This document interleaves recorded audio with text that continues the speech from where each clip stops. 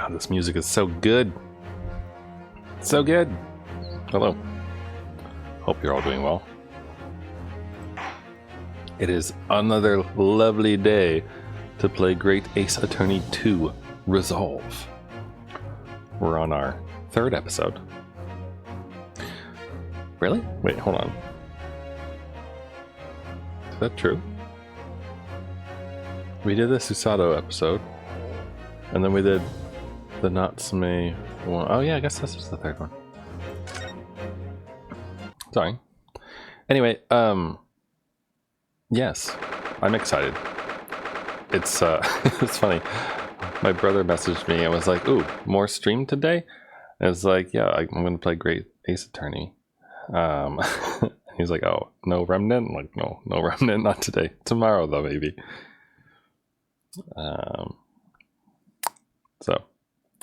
So it's a good time.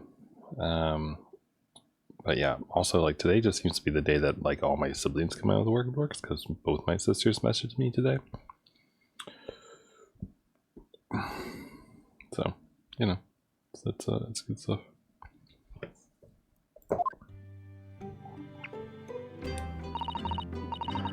Oh, this room. It's been too long. It hasn't changed in the slightest, though. It's been some 6 months, hasn't it? That's a long time for things to stay so familiar. I didn't know when you might return, and I wanted everything to be as you left it. But it has been some 6 months, it's true. So is your father all right, Susie? What happened? My father? Sorry, I'm just looking at the audio levels. Because the game is a teensy bit loud on my end. So, one moment. Okay. Let's just go into both those. So I just want to make sure that I can turn it down in my ears, but keep it up for all of you. Yeah, that just boosted it way too much. Right here should probably be good for you, I think. Okay, sorry. Audio levels, they're important. My father? Yes, Professor Mikotoba. I mean, it was half a year ago, but that's why you went back to Japan. Because of the telegram you received saying he'd fallen ill with a very high fever for some unknown reason. That's right. So I was surprised to learn you'd be coming back so soon. Surprised, but happy. I think I wrote about it in my letter to you, that it was all a trick. My father was in fine health, and I'm obviously very relieved about that. Well, we're all delighted to have you back. It was quite by accident that I've been able to return to yoga, actually. It's because of a very grand conference called the International Forensic Science Symposium. The International Forensic... That's the same symposium Lord Stronghart mentioned. Anyway, I've arrived safe and sound, and all that matters is that I'm here now. After all, I haven't yet fulfilled my promise to you, Iris. Oh. You must tell us everything that happened while you were back in Japan. Yes, of course, I shall. And there's one other thing. Something you wrote in your letter that particularly grabbed my attention. About you-know-who. About Kazuma. I know. I'll tell you all that I can. Alright then. Where should we start? Do we want to talk about being back in Britain? Giselle Brett is a topic of conversation for some reason. I guess Susato must have written about her in the letter. Let's start with Kazuma. Unless we need to, for some reason, wait for Iris to leave. After my friend Ray's trial, the reporter who actually killed Miss Brett said something very strange. I know the truth. I know you had a hand in what went on. In that visiting student's fate. I don't remember what voice I gave him, sorry. Nobody here in Japan knows anything about it. They don't know that the guy never made it to England, that he died on that steamship, and that he'll never. Obviously, I couldn't ask him to elaborate at the time. But later I visited the man in his prison cell and asked him what he was going to say about Kazuma-sama. And what did you learn? after he died on the voyage to Great Britain. His body should have been unladen at the port of Hong Kong and passed into the care of the consultant staff there. Should have been? Well, it turns out that his body never arrived. It just disappeared. What? Cosmo's body vanished? Our government tried to cover the fact up, it seems. They erected a grave on close by our hometown. Except Cosmo-sama isn't there. Did Professor Mikotoba know about this? Yes, it would seem that he did. But he didn't tell me. They're still investigating what happened to Cosmo-sama's body as we speak. I just don't believe it. And what is this acute feeling of apprehension I have all of a sudden? Sorry, apparently I can't read today. The Cosmo must. Well, now I want to read about that. I feel like it's going to be really hard to go back to the other topics after getting on this. Thinking back now, some of the things that happened on the SS Bureau are definitely strange. I mean, after he died, we never saw his body again, did we?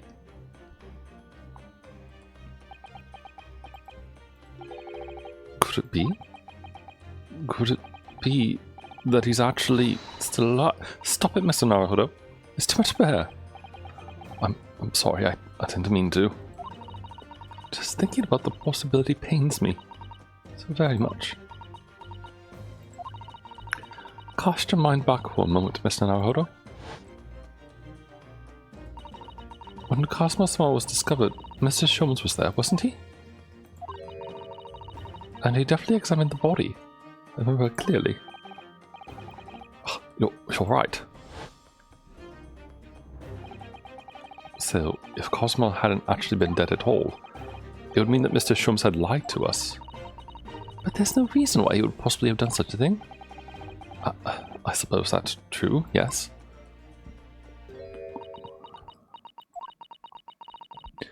The idea that he might still be alive somewhere. It wants to fill me with hope, but I can't let it. Because if it turned out not to be true, then I'd be back at the bottom of that awful pit of despair again. I'm terrified of what that might do to me. Oh, Miss Susato. I know she's given the idea the thought it deserves. It's Susato-san we're talking about after all. So I probably shouldn't push it now.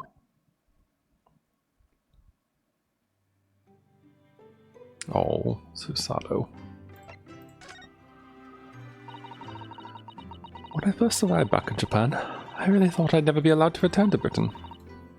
But, curiously, if that awful trial at the Supreme Court, Father's mood changed entirely. Oh, sorry, after that. The awful trial? Oh, yes. For the murder of Giselle Brett. Oh, you dressed as a man then, didn't you, Susie? Oh, well, yes. Since women are forbidden in the courtroom, I had no choice. Wow, amazing. I wish I'd seen it. Don't you, Runo? Yes, I suppose so. I want to play at being a lawyer now. I could wear a false moustache, maybe. I don't think any moustache could hide the fact that you're just 10 years old, Iris. There's something else I've been wanting to ask you, Miss Sato. It's about the real reason why Professor Mikotoba summoned you back to Japan. You said in your letter it was something to do with that convict's loot we found in Mr. Natsume's lodgings. That's right. The very large dog collar we found with the bee emblem on it. It seems Mr. Natsume included a drawing of the collar in the report he submitted about his time in Britain. I understand that when Father saw the report, he turned as white as a sheet. What would that be then? Father came to Britain himself, of course, to study. It was some time ago now, but he stayed for 6 years. I can only imagine that something must have happened during that time. But if he refuses to tell me what it was, then I intend to find the answers for myself. And I've decided that I, for one, won't keep any more secrets. Oh, Susie. It's a very meaningful look Susato-san's giving Iris there. Is she going to tell her about the fact that her dad's dead? Are you going to keep that a secret, Susato?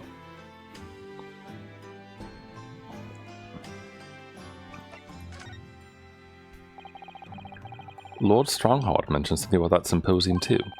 I think he said that investigative authorities from 40 different countries would attend. Yes, and from Japan, my father and Judge Jigoku have been invited. It's something of an honor, I believe. Well, Professor Mikotoba is the leading expert in forensic medicine in our country after all.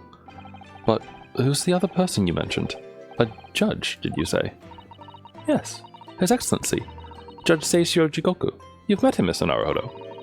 Last year, in the Supreme Court. You can't possibly have forgotten.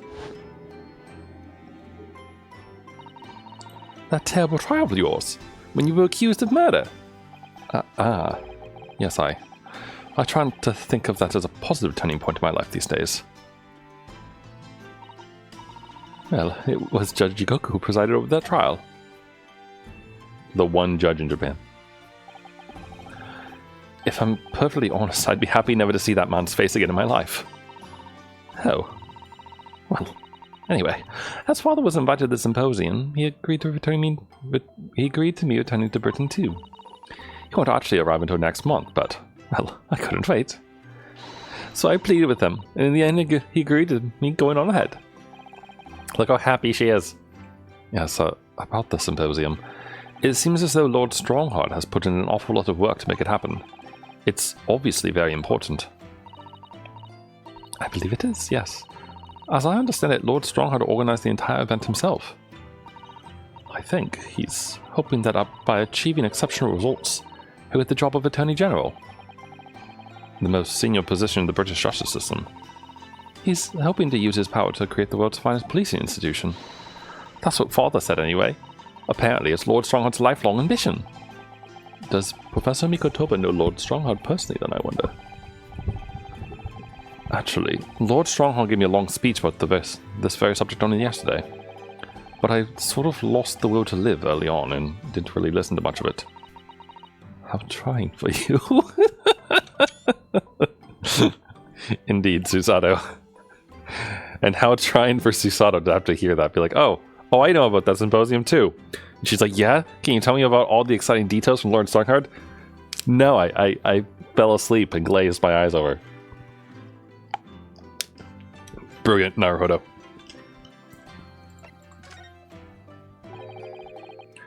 Giselle Bratt. The woman whose unforgivable actions ended in me being wrongly accused of a crime I didn't commit. Sorry, that whole sentence makes me think of Jesse Fox from the Metal Gear parody that I played a while ago. Anyway, the murder of Dr. John H. Wilson. Yes, Giselle Bratt.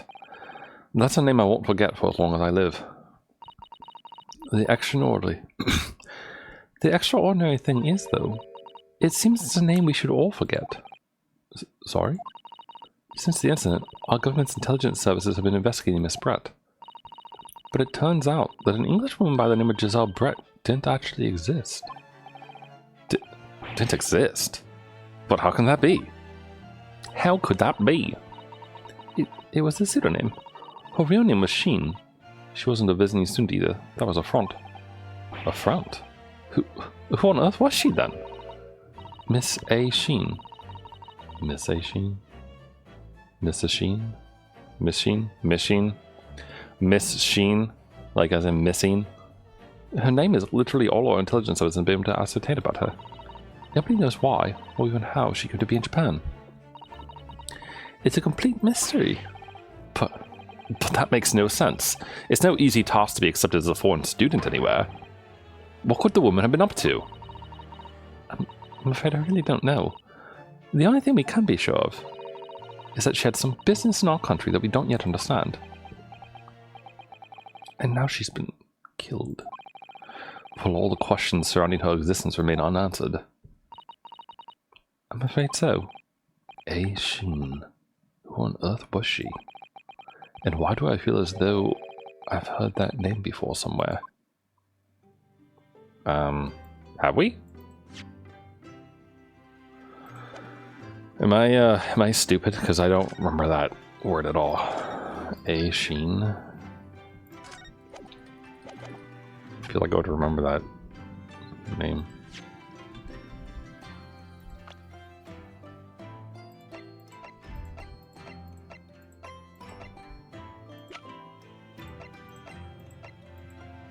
Bohemian Boy. I like that he doesn't have a real name.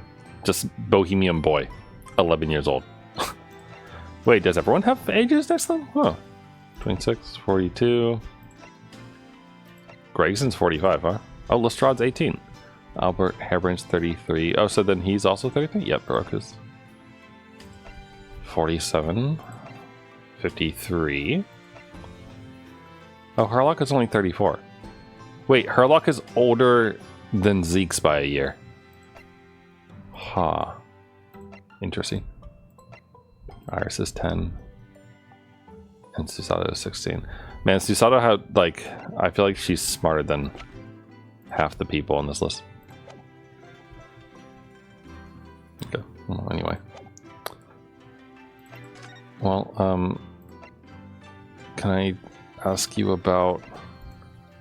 Oh, I don't know. Any of this? How about the Great Exhibition? About this paper, Miss Susato. Yes, it's all about the Great Exhibition. Been dreaming about it, you know. I was sorry that you were going to miss it when you were called back to Japan. Sorry, for some reason I thought that was Susato. So was I. I felt desperately unlucky. But here I am, back in London while it's underway. It's a dream come true. Perhaps you're not as unlucky as you thought then. Once to help Professor Harebrant out of this terrible situation, we should all explore it together. And of course, we must invite the Professor's good friend, Lord Von Zieks, as well. Your luck might not stretch that far. Oh, that'd be kind of fun, though. What do you think about this crossbow?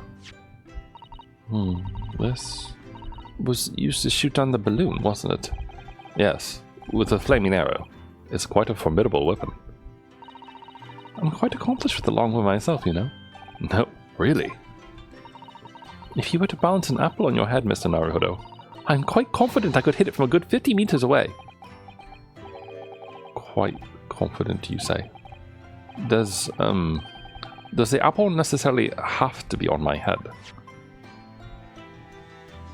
Yes. Okay. Well, we talked about everything, right?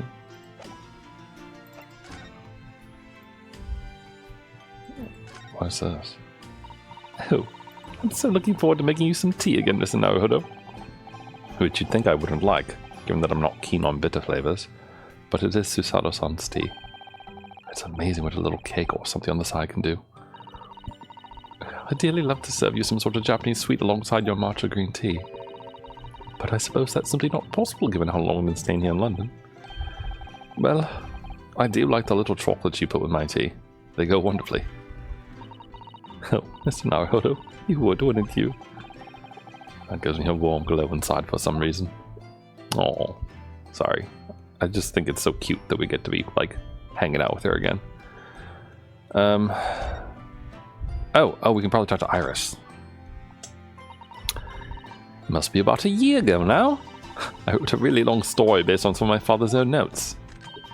It's about one of Hurley's greatest exploits. I called it The Hound of the Baskervilles. But then Mr. Shums forbid you from publishing it, and put the manuscript somewhere nobody could get their hands on it. So nobody knows anything about it, apart from Hurley and I. But for some reason, you knew the title of it, didn't you, Susie? Oh, right. Is this going to be the part she's talking about the secrets? Oh, it sounds so exciting. The Hound of the Baskervilles. I should love to read it. You wouldn't tell me how you'd come to know it. Yes. But I made you a promise that I'll explain one day, didn't I? I think it's time. Oh. I'm only sorry I've had to keep it from you for so long, Iris.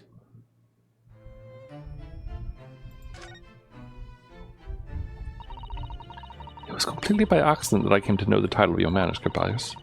It was a short while before we left Japan. I was cleaning Father's study and I saw something on his writing desk. A large box of papers. There was a label affixed to the box that was written in English. It read, The Hounds of the Baskervilles.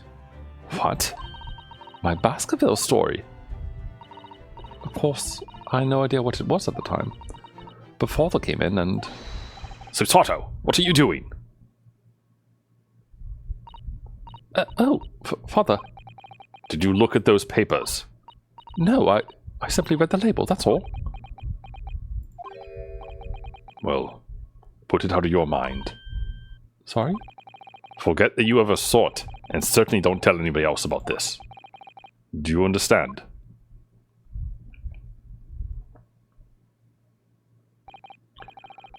But what was Iris's manuscript doing in Japan? I have no idea. But when I heard Iris mention the word basketball that day, the title just slipped out. I would never have guessed that it was an unpublished account of one of Mr. Sholmes' exploits.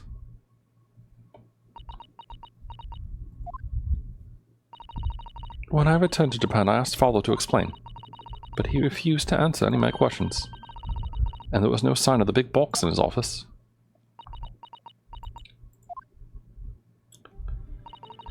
That's really all I know about it. I have no doubt that Father has a very good reason for being so secretive about it, but still, I made up my mind to explain myself to both of you. Well, thank you for being so honest, Susie. Yeah, be honest.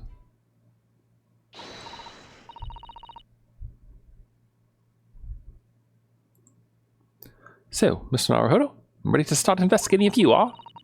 Committed every detail about the case to memory.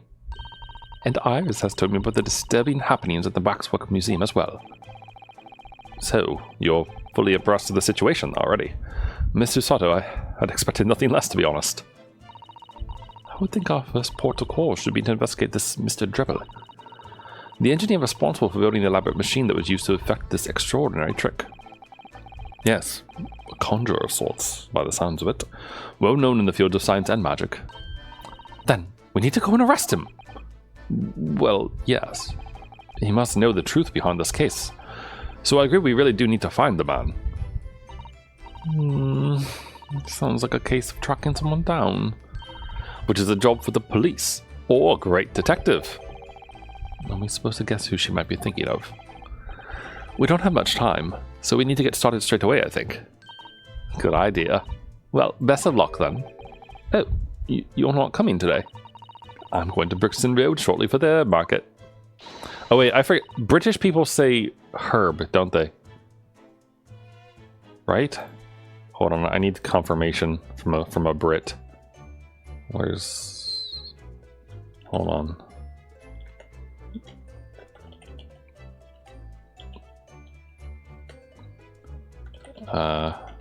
Hold on. Speaking some words out loud while streaming, and a person is a Brit. I forgot. You say the H in herb like herb, or do you say herb?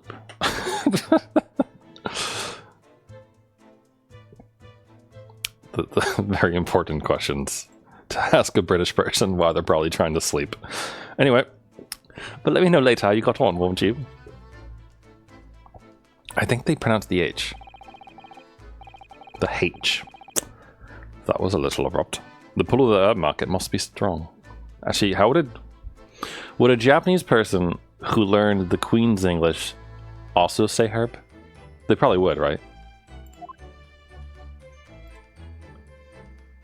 Herb, like how you say the person's name. Like Herbert? Okay. This is good to have a British person on call. This is a good cultural, what do you call it? Cross-proliferation, perhaps? Alright, what do we do, Susato? Do you know? I honestly thought I might never have the opportunity to return to Great Britain. And certainly not so soon. It's funny. For the past 6 months, I haven't been able to work in court. Meanwhile, you've been raising a storm in the Supreme Court of Judicature back in Japan. Please, Mr. Naruhodo. I may have dressed as a man, but it's a very reserved performance. So your father sent his letter about a utero takedown is reserved.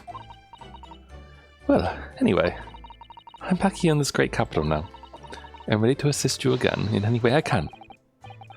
Thank you, Mr. Sato. It's my pleasure, Mr. Naruhodo. Alright, let's go hunt down Mr. Drebber. I suppose we should start with Sholmes' suite. If we're going to use a great detective, he's probably going to be in here, right? Either that or the Wax Museum.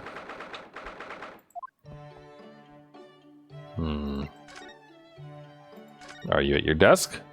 No, it's not his desk.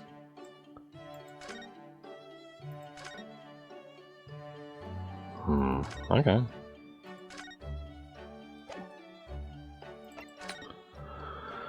Not here then.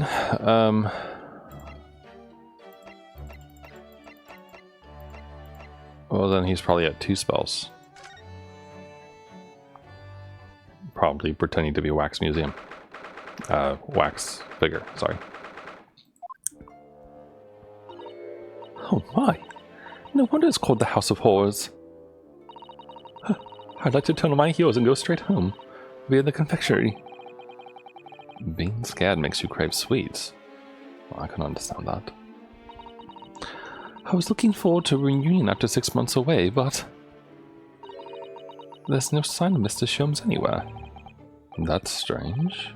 He should be here investigating the abduction of the waxwork. Well, I suppose we'll just have to come back again later. Really?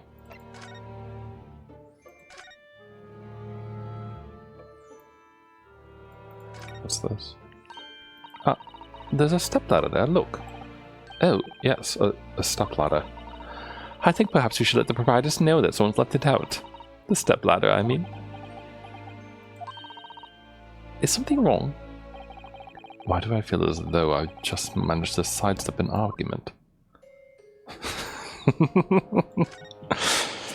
Why do they always have something like this? Oh, man, she sure is something. I know she was here last time, but her eyes seemed to like glint when we looked at her just now.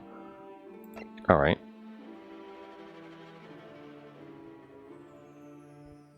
Okay, sorry, that was weird. I don't know if you just got that, but there was just like a weird noise in my left ear.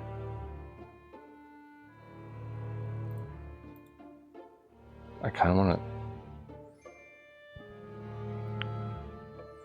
I want to know if it's going to go off again. It was... I guess I would need to look back at the VOD. 28:13. Alright, it's like sometime within the last 30 seconds of 28:13.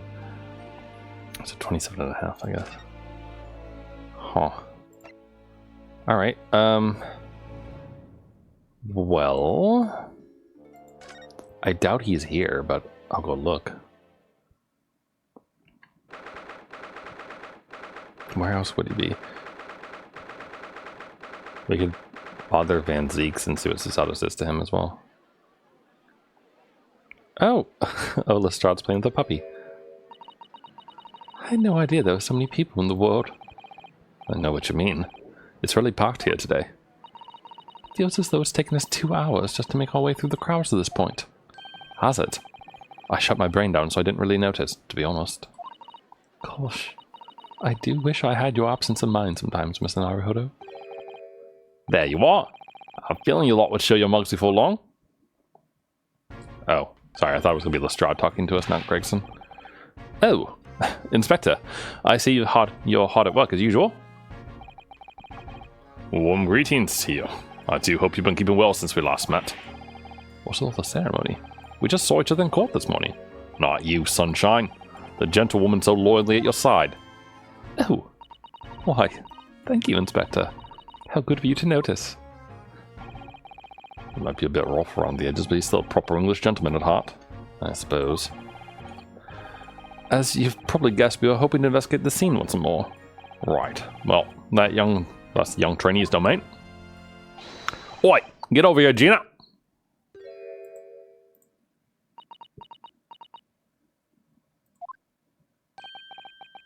She seems to be busy playing with a puppy. Probably giving it a traditional East End training. Gina? She's a police officer now!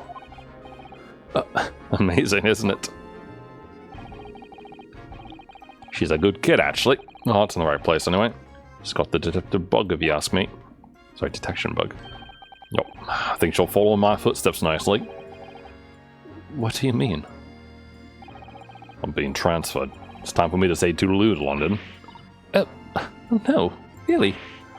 That's a bit sudden, isn't it? I had no idea. Where are you going to be posted, then? We'll come to see how you're getting along. Not likely, but you're welcome to try. Don't mind a trip to France, that is. To France?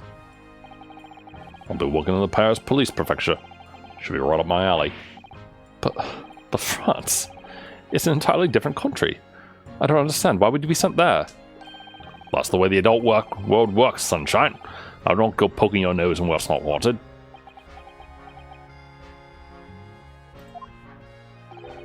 I'm intending to take the kid with me when I go. What? You're taking Gina to Paris? Well, I can't leave her here in London. Who knows what'd become of her? I suppose he's worried she'd slip back into slipping her hands into people's pockets and purses. I don't think he's worried about her pickpocketing, Mr. Naruhodo. I think he's worried about the Reaper. Oh, of course. So that's playing on Inspector Gregson's mind too, is it? Anyway, haven't mentioned any of this to Gina, so don't go blabbing, you hear? No, of course not. Gotta keep that diving diva safe and sound. Till all this is over, at least. Oi! Did you just call me a bloovin' diving diva again? So you're that, did you? Right. Well, any questions about the scene, you can put them to my capable detective diva here. Alright. You heard the boss. Inspector Lestrade's in charge of you now. I suppose I better keep my word and not mention anything about Paris. So, Gina, you've got a new dog, have you? Oh, it's adorable! Isn't he great? Toby's his name. Okay, that's adorable. Oh, she named it after Gregson. Oh, how delightful. He's absolutely adorable. Yes, the dog does seem lovely. But it's a not so lovely Inspector Gregson that's playing on my mind, to be honest.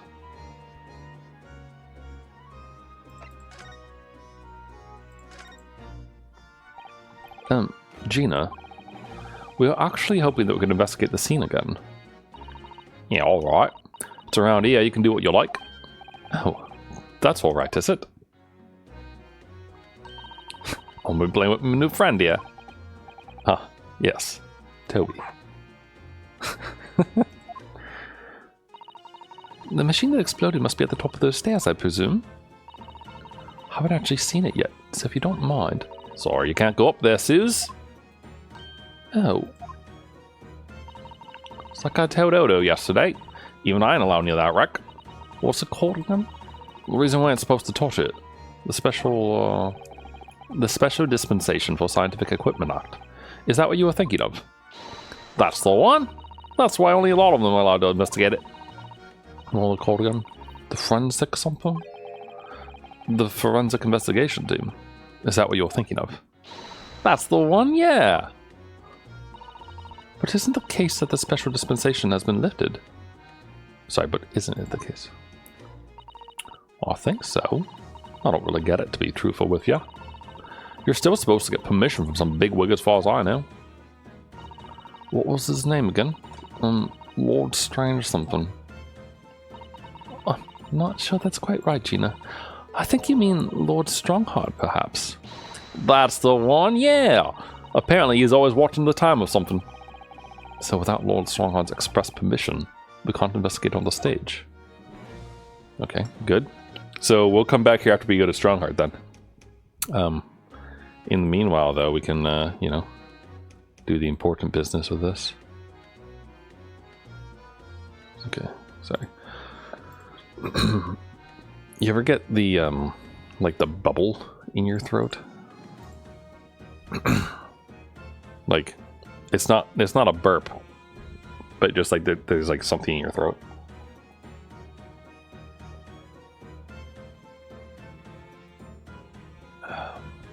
because that just happened to me. So had to take a sip of water. It was great, wasn't it? I had a right laugh. It was a new one on me, that. You know, being caught and not spend the whole time worrying about it to be found out. You did keep an awful lot of secrets in all your previous court appearances, didn't you? Yeah, and Odo's made things hard for me every single time and all. Just doing my job, Gina. But watching someone else get it in the neck is a lot of fun, actually. It was amazing when you showed that dodgy professor dodgy experiment was a total fix. The dodgy professor, you put it, Gina, is Mr. Naruhodo's client. Yes, I'm starting to wish he wasn't, though. It's the boss I feel sorry for. Sent off to do the impossible. What do you mean? He's supposed to arrest that other cove, ain't he? In time for tomorrow. You know, the dodgy engineer. What's his name again? Mr. Drebber, you mean? Enoch Drebber. That's the one, yeah. So the police are looking for this mysterious man with the black monocle. I guess they would be. Putting too much on the boss, if you ask me. He's saying it's giving him a gut ache. Oh dear. But I do wonder if that isn't actually from all the fried food. Ah. So, Scotland Yard are trying to track down Mr. Enoch Drebber. I wonder if they've had any luck. He's really funny looking. Got two eyes what don't match. So goes to a picture of him earlier. I mean, I didn't actually pinch it enough in. The old devil's got it. Sorry, who? You know, that scowling reaper what's always glugging down glasses the blood red plonk. Ah, Lord Van Seeks. He's always at it for me, that cove. Don't know what he's always scowling about, mind. Probably would have been a pretty good boss as it goes. She'd rather be the Reaper's apprentice than a detective's trainee. The way I see it, if the choice is between a chip-guzzling detective and a chalice-glugging demigod, you're equally badly off with both. Oh, I suppose you're right. I hadn't thought of it like that. Glad we put that one to bed. Anyway, the point is, everyone at the yard's dead set on finding the fishy engineer, but there don't seem to be no clues to go on, so they're stuck. There's nothing that can lead us to Mr. Drebber at all. Sorry. Had to mute very quickly. Where did you find that little mutt then, Gina? Oi! Don't be so flaming rude, Odo! Slight overaction, don't you think? He ain't no mutt, alright. Toby's... how do they put it? Oh, yeah. A bona fide detective. Sorry? I'll give him a proper title and everything. It's Chief Inspector Toby to you. More senior than Inspector Gregson, is he? Oh, so he's a police dog, is he? The police recruit dogs now. I've heard that they're already being used officially in Germany as part of their city policing. They're used for chasing criminals and such like. They have a wonderful sense of smell after all. I have a fairly good sense of smell myself as it happens. I can tell undergarments that have been freshly laundered from undergarments that haven't. The pity. That's nothing compared to this little fellow, Odo. Really? According to what the boss said. Once Toby has got a good whiff of your drawers, he could chase that son to the other side of the world. What? To the other side of the world? You mean he can swim? Listen, Naruhodo, I think you may have missed the point by rather a wide margin. Oh, I just can't believe this little dog has such an incredible skill. I'm telling you, Odo, there's got to be more and more dogs doing their bit for the police in future. Yes, I agree. Right, one of these days, they'll be barking orders at us lot, not the other way around. Oh dear. Sorry, Gina, I don't think I agree with your vision quite that much. Well, anyway, whatever you think about that, Toby is Britain's first police dog. I found him down the East End the other day. Someone had just trucked him on the street. There you go. I knew she'd lifted him from somewhere. Oh, Gina, you're such a kind-hearted soul, aren't you? To children and to animals.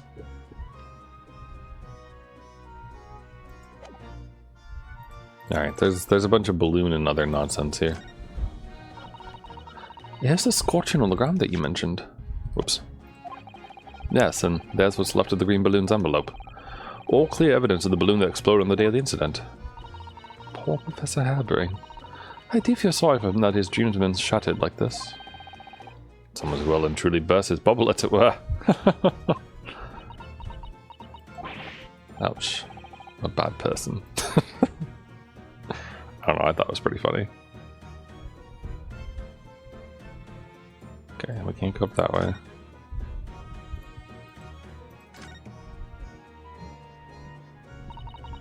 What a shame that the symbolic landmark of the Great Exhibition has been damaged, I thought. Yes, unfortunately the birdcage crashed in the most prominent position possible. It's the gods giving us a warning, if you ask me. Man must travel under his own steam, and not cut corners with instantaneous kinesis. But imagine what might have happened if the birdcage had landed in a slightly different location. The death toll could have been far worse. So I think perhaps it was a blessing in disguise. Well, the gods are benevolent, obviously. I did say it was just a warning. Man must travel under his own steam, or next time bird cages will rain down on all of you. Your faith is much stronger than I realized. Well, how do you think I passed the entrance exam for Yume University? It wasn't by studying alone.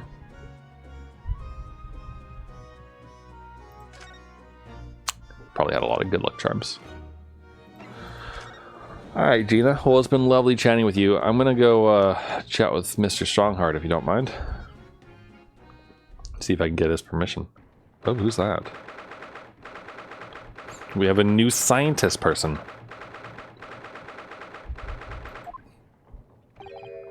Oh, who's that standing beside Mr.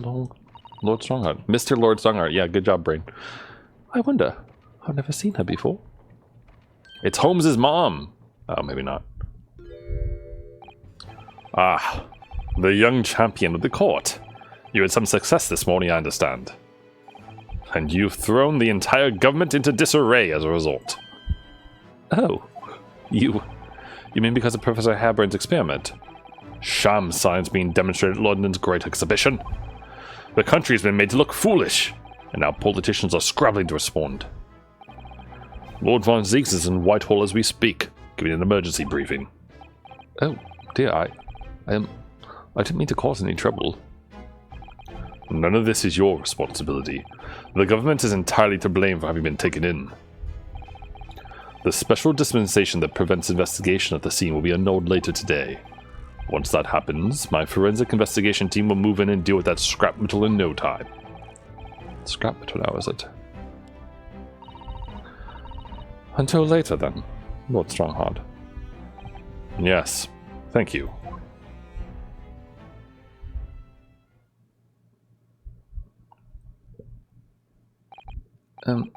Who was that?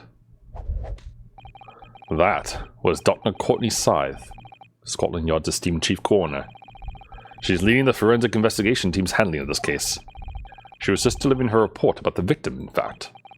Oh, I see. About Mr. Osmond. Following the outcome of the trial earlier, I asked the coroner's office to reevaluate its findings. I don't have time to tell you what she concluded. If you want to know, you'll have to ask her directly. You can find her in the forensics laboratory. Ah, right. Now, what were you here to see me about? I can give you 7 minutes and 39 seconds of my time. So he's not running quite so spectacularly late anymore.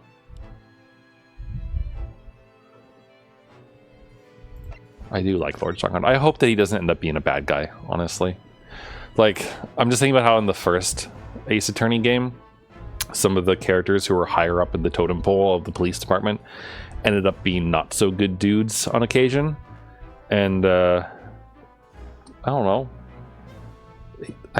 I want cool Chief Justice Man to actually be, like, justice-y. You know? What exactly is the forensic investigation team that you mentioned before? The British Empire's police force must become the most exemplary in the world. For that to happen, it's imperative that we embrace forensic science and everything it has to offer. I first created the forensic investigation team a year ago now, unofficially of course, to pave the way. Goodness, a year ago. At next month's symposium, I intend to present the results of their work to the world. Once I do that, the House of Lords will be powerless to oppose the creation of a full-scale forensics division. And once that happens, the position of Attorney General will be mine, and criminals will suffer dearly. What do you mean? For too long, those scoundrels have made a mockery of our legal system with false evidence and bribes. But London's scum is what we rounded up and burnt in the fires of hell.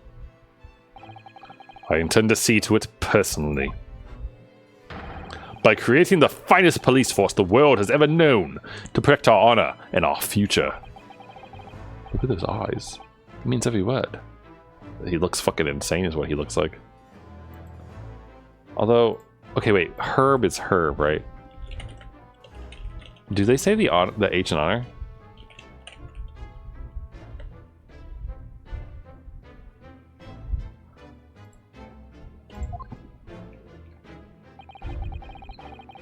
Dr. Scythe is an extremely reliable coroner.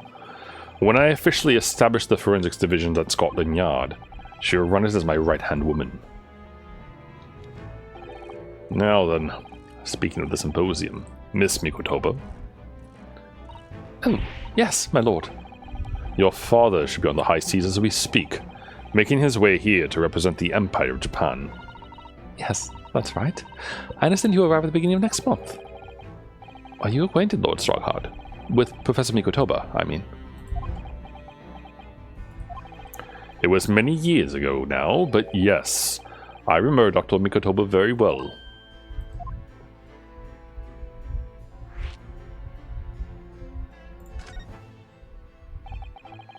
If my memory serves, it was some 15 years ago now that your father came to Britain as a visiting student. It was the year I was born.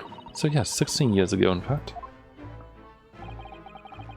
Mikotoba was a young practitioner of forensic science, and Jigoku accompanied him as a young promising judge.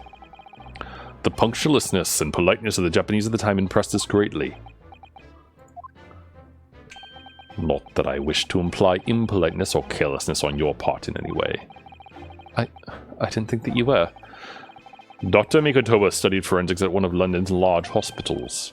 St. Sinner's, if I'm not mistaken. Dr. Scythe is also there, as it happens.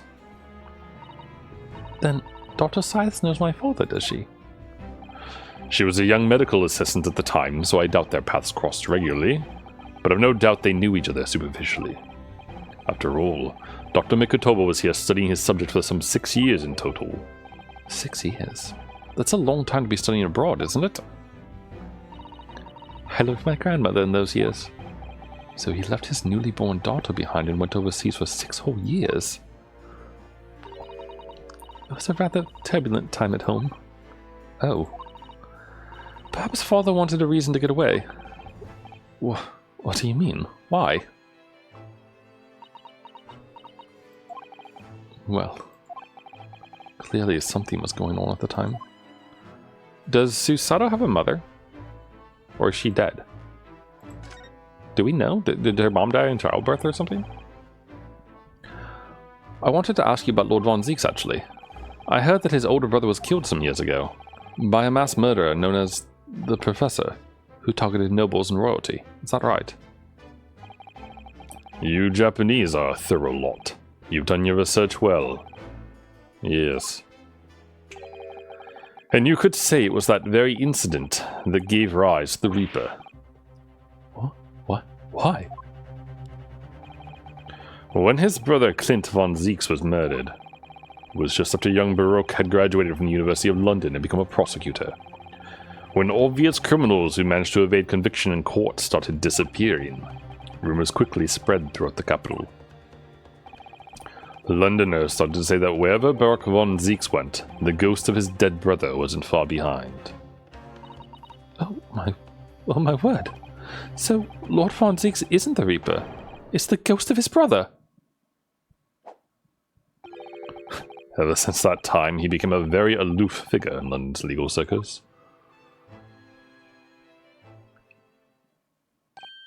Oh, yes, Lord Stronghart. Go ahead. It's about Professor Harebrind's experimental machine. We'd like your permission to examine the remains, if possible.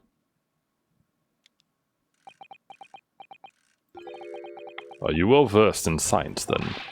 Not in the slightest. In fact, you could say I was barely aware of the subject at all until recently. Well, the special dispensation legally prevents investigation of the machine is currently being annulled. Within a few hours, Dr. Scythe's team of forensic experts will begin their own investigation. But I suppose until then, there's no harm in you looking at the wreckage, as long as you touch nothing. Thank you.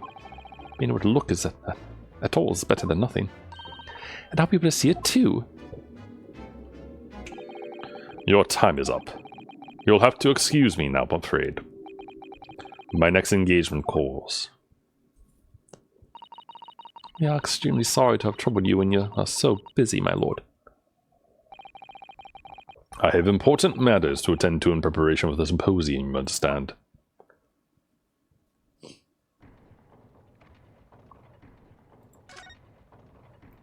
And we're back here with the clocks. I don't suppose Susie is hanging out and reading again, is she? No. Okay. Very cool. New location. Oh, oh yeah.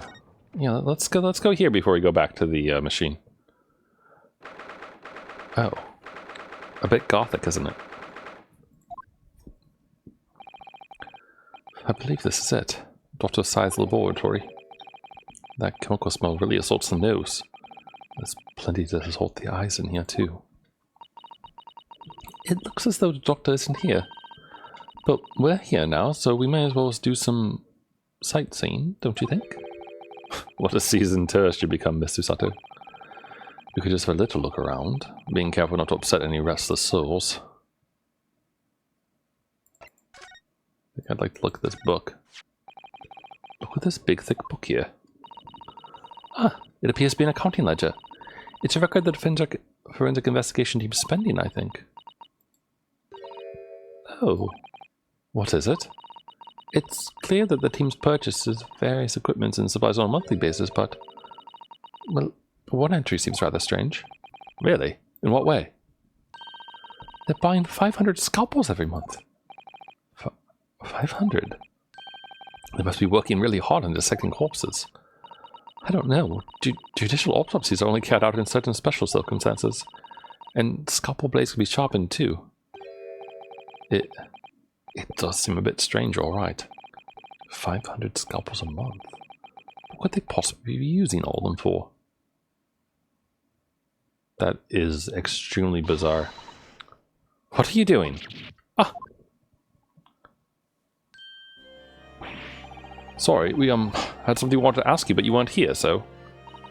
So you thought you'd sneak around? That's acceptable to you people from the East, is it? Well, what do you want?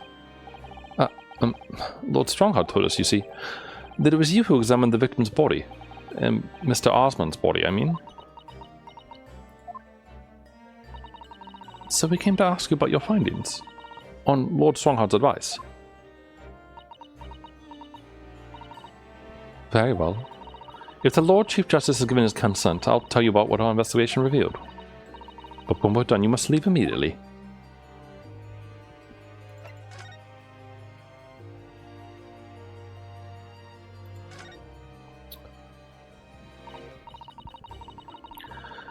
So you want to know what the forensic investigation team determined from its examination of the scene?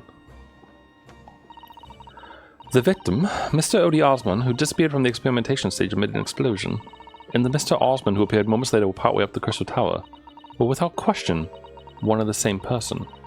That is the team's conclusion? But that can't be right. If it was an elaborate trick, we can only speculate about how it was carried out. Let's see. If two people who looked very similar to each other were involved, they could have made it appear as if one single person had switched places, couldn't they? Very true. But sadly, in this instance, that was not the case. The man who disappeared, and the man who subsequently reappeared, was the same person. They're twins. The fingerprints at the scene made that quite evident. Ah, fingerprints. They're not yet officially recognized as forensic evidence in the British judicial system, but one day they will be used as investigative aid as a matter of course. Oh, my.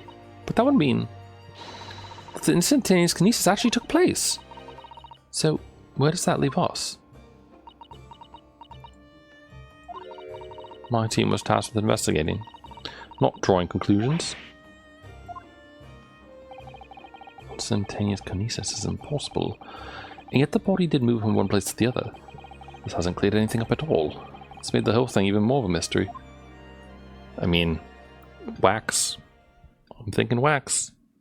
Mama, what is this? Ugh! Where did she spring from? And did she just call the doctor Mama? This is a lawyer, dear. Oh. Hello? Pleased to meet you. Yes, I'm a defense lawyer. Yunosuke no... Mama? Yes. Can I cut this one up? What? I've never seen inside an Eastern person before. I want to know what it looks like. Good lord. Of course you can't. It's a live specimen, as you can very well see. Boring.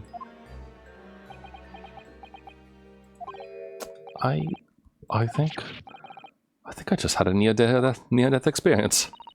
Oh dear, Miss Naruhodo, you are as pale as a corpse. Then let's leave before I'm mistaken for one.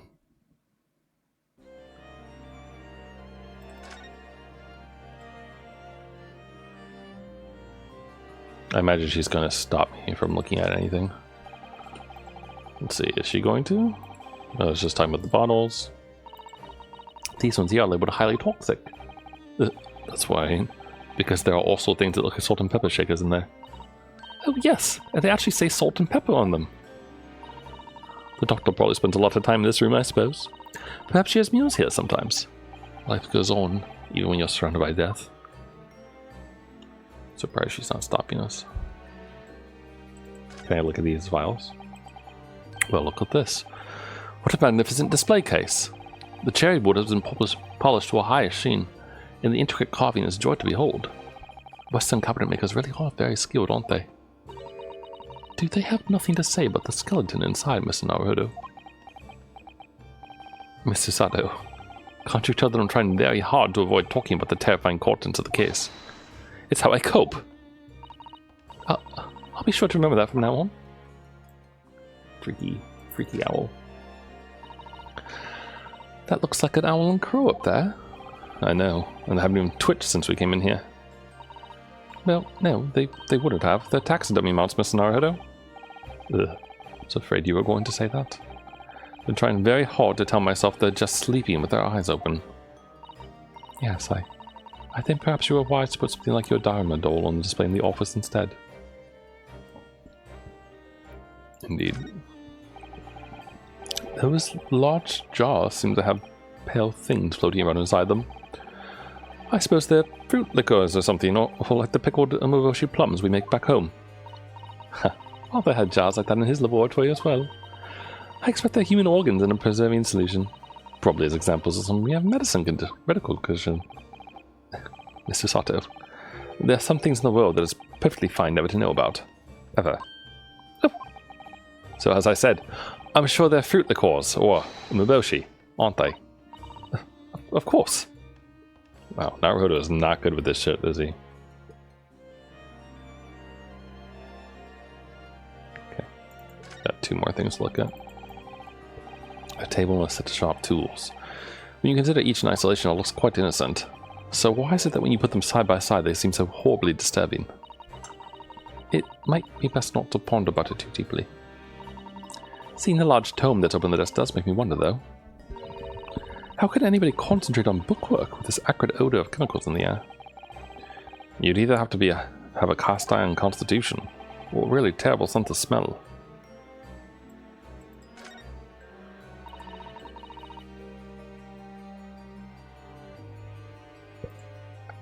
I suppose this is Dr. Scythe's desk. Ugh, I would not like to work in a place like this. It's very tidy though, isn't it, Miss Naruhodo? Imagine how efficiently she must work. The lighting is poor, which is bad for your eyes, and the chemical smell can't be good for you. Not to mention the skeleton watching over you as you work, which is definitely bad for the nerves. Well, Yes, those are valid concerns, I suppose. I can just about cope with the one-eyed dromedar watching over me, but that's all. So, what are you doing at the moment, Doctor? Waiting for me to leave. Keeping a close eye on things so no impertinent Easterners think they can look around my office. Are there such impertinent Easterners around? How terrible. Yes, you. She doesn't mince her words, Mr. Soto. I think perhaps it's time we left. Well, fine. I don't want to chat with you anyway.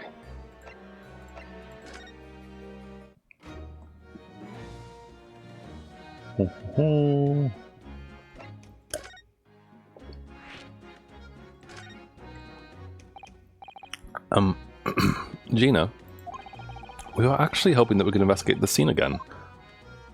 Yeah, alright. If it's around here, you can do what you like. Oh, that's alright, is it? We'll be playing with me new friend here. Ah, yes, Toby. The machine that exploded must be at the top of those stairs, I presume. I haven't actually seen it yet, so if you don't mind. Sorry, you can't go up there, Suze. Oh. It's like I told Odo yesterday. You and I allowed near that wreck. It's a corrigan. The reason why it's supposed to touch it. The Special Dispensation for Scientific Equipment Act. Is that what you were thinking of? That's the one. That's why only a lot of them are allowed to investigate it. What were they called again? The forensic something? The Forensic Investigation Team. Is that what you were thinking of? That's the one, yeah! But isn't it the case that the Special Dispensation has been lifted? I don't think so. I don't really get it, to be truthful with you. You're still supposed to get permission from some bigwig as far as I know. What was his name again? Lord Strange something? I'm not sure that's quite right, Gina. I think you mean Lord Stronghart, perhaps. That's the one, yeah! Apparently he's always watching the time or something. Actually, we've just recently been to see Lord Stronghart. You what? You met him? Last time the boss was called to go and see him. I waited for 3 hours at the Cove's office and came back sniveling. Tragic. Well, Lord Stronghart has given us permission to examine the scene, as long as we touch nothing. Oh yeah? Honestly. Alright then, go ahead. But if it turns out you're lying, I'll be the boss who gets it. He'll never eat another chip again in his life. So, you're still saying all this is above board, are you? I'm sure everything will be fine. That really would be tragic. Alright then. Them's the stairs. Off you go. Oh, thank you, Gina. Thanks.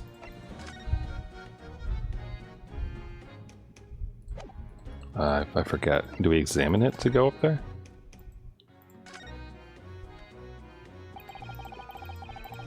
Hold on. Can I go there? 30 feet up.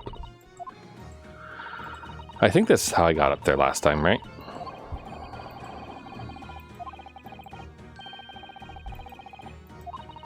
Wow.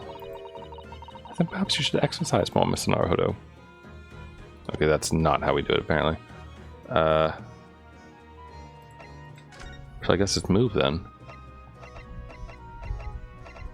Yes? No? Wait, I'm confused. I know I've done this before.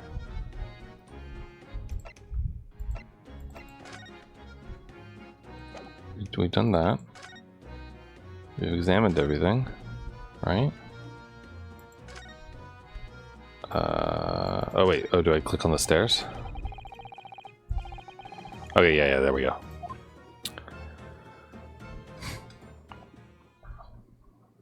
Okay.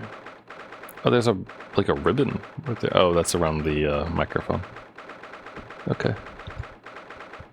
1 second, sorry.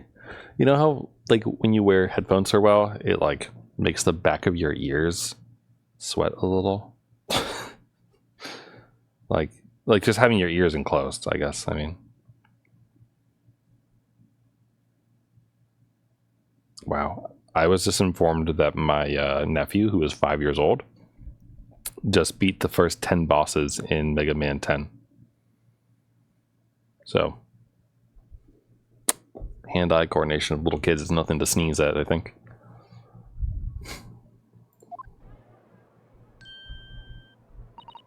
Oh my! So this is the machine that was used to deceive people into thinking instantaneous kinesis had taken place. Yes, that's right. Or rather, it was the machine. It's a little worse for wear at the moment. What extraordinary lengths Professor Habering went in order to obtain the research grant? No, no. The professor was tricked as well. He didn't know anything about it. Sorry. Yes, of course. It is amazing, though, isn't it? The scale of the whole affair is so very British. You're right about that. You never see such a grand deception in Japan, that's for sure. Oh, look. Is that... Oh. Lord von Zieg's. So, I think we're more or less done here, aren't we? Shall we, Mr. Sato? Already? He is the Reaper, remember? We do well to keep our distance, I think. We have permission to be here, from the top. We're perfectly well allowed to investigate the machine, as long as we don't touch anything. From the top? Do you mean Lord Stronghart? Exactly. So we can stay here and stare at this wreckage for as long as we like. She could have been at the center of the explosion here and wouldn't have bent her steel will. Can't converse. But we will in a minute, I bet. Gonna chat with our friendly old buddy over there.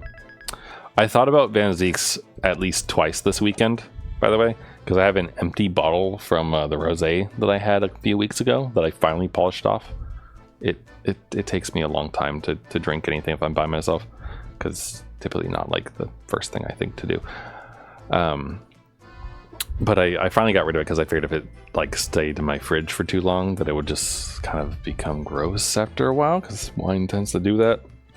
But when I picked up the empty bottle to like go bring it into the other room, I like picked it up like Van Ziek's and had the urge to toss it behind me.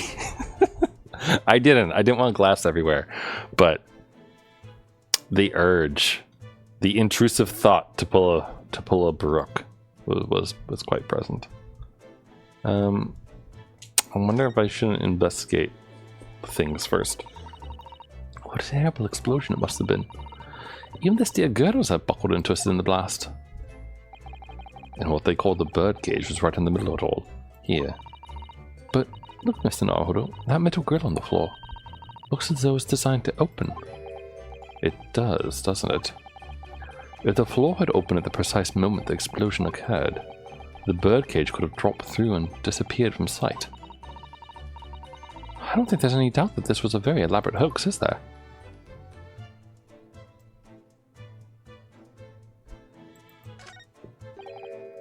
This wasn't here yesterday. Really? But if I'm not mistaken, it's the cage in which the victim was standing before he was apparently beamed through the air. That's right, the birdcage. According to what Professor Harebrain said in court, it's made of wood. Well, more precisely Japanese cypress, I think. And despite having been in an explosion and then falling from a great height, it's relatively unharmed. What wonderful durable construction, wouldn't you say, Mr. Naruhodo? I don't understand that. The forensic investigation team had taken it away yesterday to examine it. I suppose they must have brought it back here when they'd finished their work. But sadly not with the body inside it. No, that's right. I know we were given strict instructions not to touch anything, but still. This is too important a piece of evidence to overlook. We might need it for the trial. What do you mean? Did I just like stick it in my pocket? Do I got a bag of holding?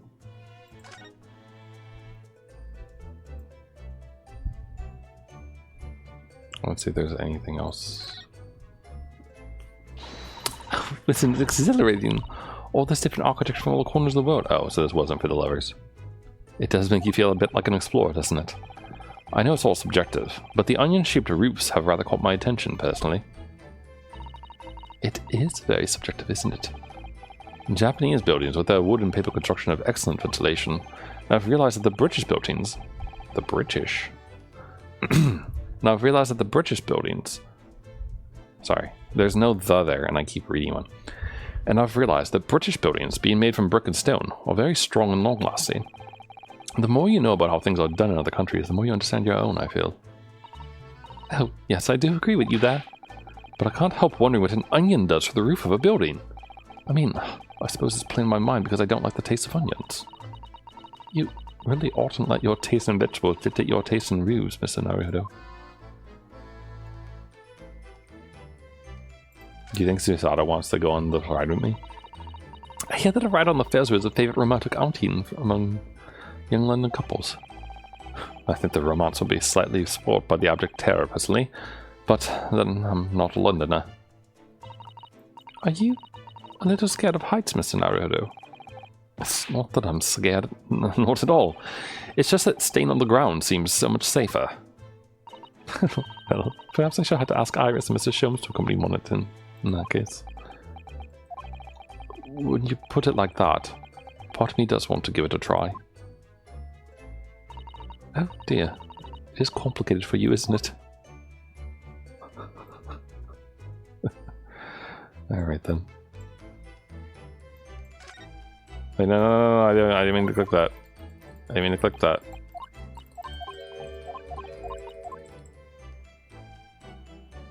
I wanted to click this. Okay, yeah, she does have something to say about this. Look at that horn-shaped transmitting device. Isn't it amazing? That's exactly what I thought when I first saw it. It makes you think, doesn't it? If only it had just been a normal horn, none of this would have happened. That's almost exactly what I thought as well.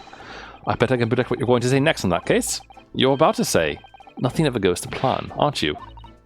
Oh no, I would never say something like that. Can we look at the balloons? Yeah, we can. However much I look at them, I just can't come to the terms with those Temari handballs floating in the sky. You've been glaring at them constantly since we came up here. Sorry, the feeling of wanting to ride in one and wanting never to set foot in one are fighting out inside me. But if you don't look where you're walking, you might fall from the stage. I don't think I noticed. That's how fiercely the battle inside of me is raging. I think you should make peace with riding in one, Mr. Harlow. It really would be nice to that way. Excuse me, gosh. Okay, let's chat with our buddy here. Play his theme. Ugh. Least approachable man in the world winner, 10 years in a row. Be strong, Mr. Naruto. Your country and your assistant stand firm behind you.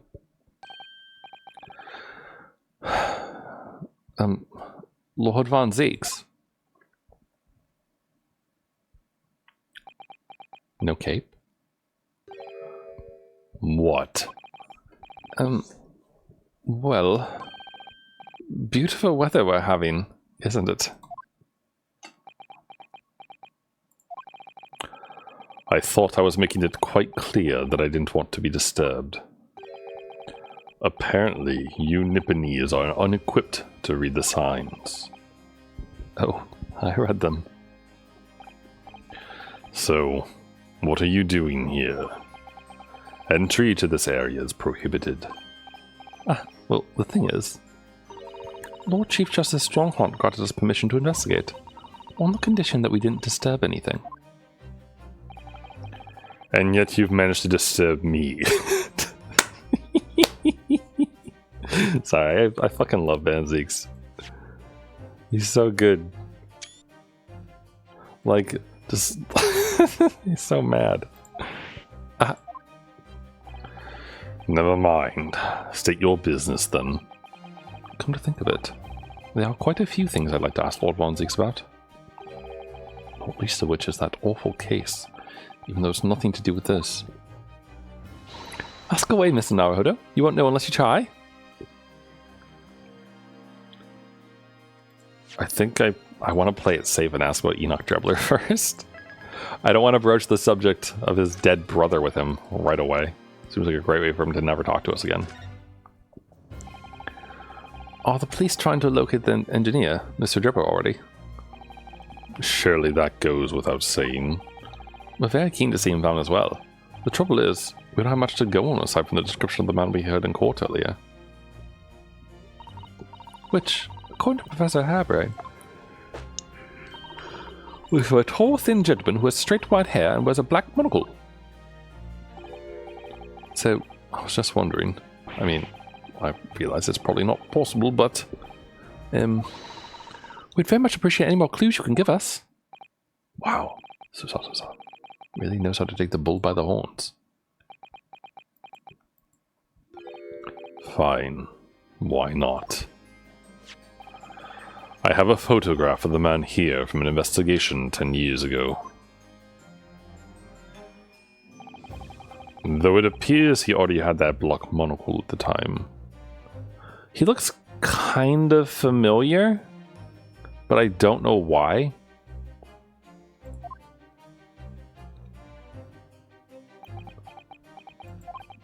What?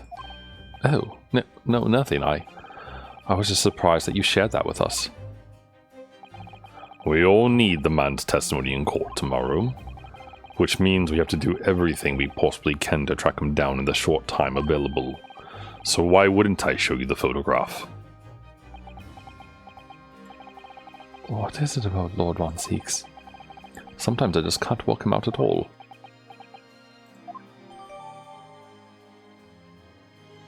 It's because he's a good dude under there. Okay, Naruhodo, just because he has a like spooky, spiny exterior doesn't mean that he doesn't have a good heart. You would think after like the ending scene between him and Naruhodo that like Naruhodo would understand that. So, Clint, what's the name of your older brother? I understand, Lord Von Zieks. You Nipponese. I always have to be on guard whenever you're around. So you've been investigating me, have you? Oh, no, it's not like that. Well, alright, it is a bit like that. My older brother was also a prosecutor. He was the pride of the Von Zieks family. But tragically, a vicious killer took him from us. The professor, you mean?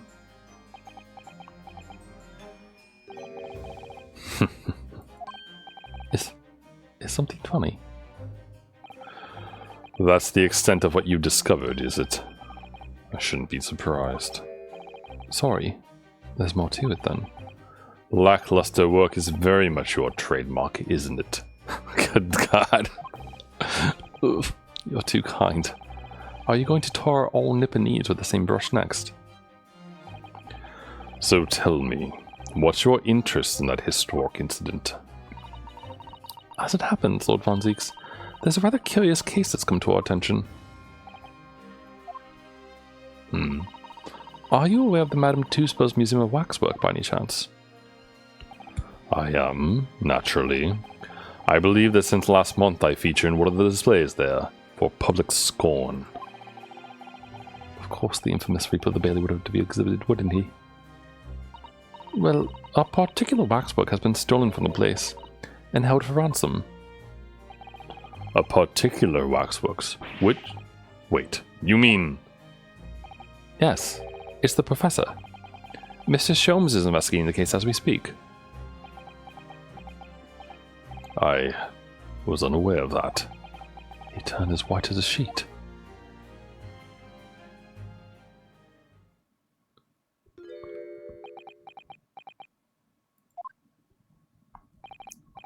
Ah, the file I requested for the trial tomorrow. Thank you.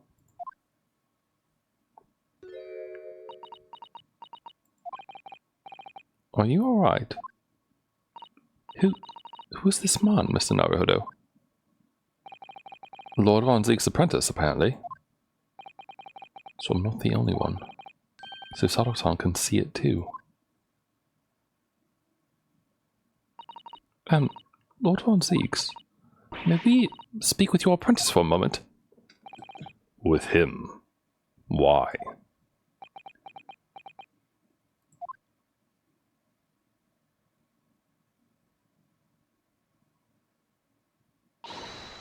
Kazuma-sama! Oh. Kazuma? I don't believe it. Your posture, your presence. It can only be. It's you, isn't it, Kazuma-sama? felt something strange the very first time I encountered this cloaked figure. As if I knew him somehow. Can it really be you, Kazuma? Wait! Too late. What's going on here?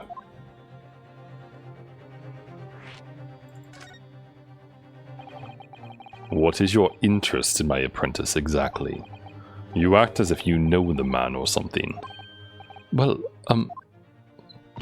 since when has he been in your care? I don't recall you having an apprentice before I left Britain 6 months ago. Lord Stronghart introduced him to me about 3 months ago now, with instructions to mentor him as a prosecutor. But he didn't tell you why, did he? The man appears to be suffering from amnesia. He's forgotten every last detail about himself. He has amnesia? Tomorrow he will appear in court at my side. What? He's to serve as my judicial assistant on Lord Stronghart's orders. He'll be in court with us.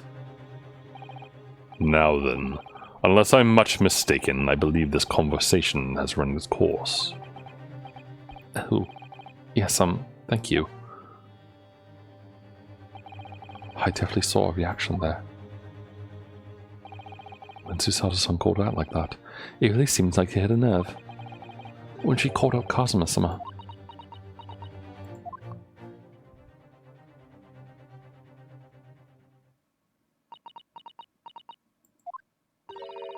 You'd already met that masked man, hadn't you, Mr. Naruhodo? Yes, yesterday in fact, at Lord Von Zeke's office. I see. And if Kazuma-sama really is still alive, it means Mr. Shum's lied to us. I know. We're going to need to speak to him about that. You're going to have to leave now. The forensic investigation team are due to arrive shortly.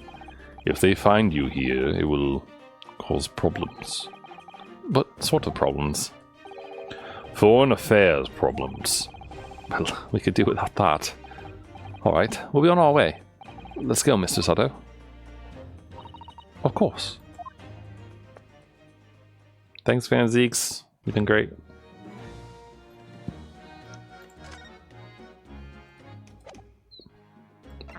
We don't have anything else to talk about, right? Do we? Is this the same thing as before? Oh no, yeah, no, this is the same. Get me out of this.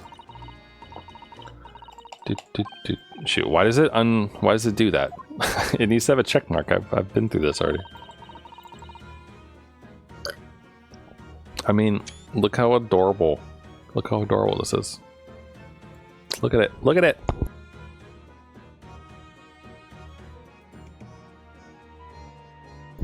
Like it's so cute. All right, Toby, get me out of here.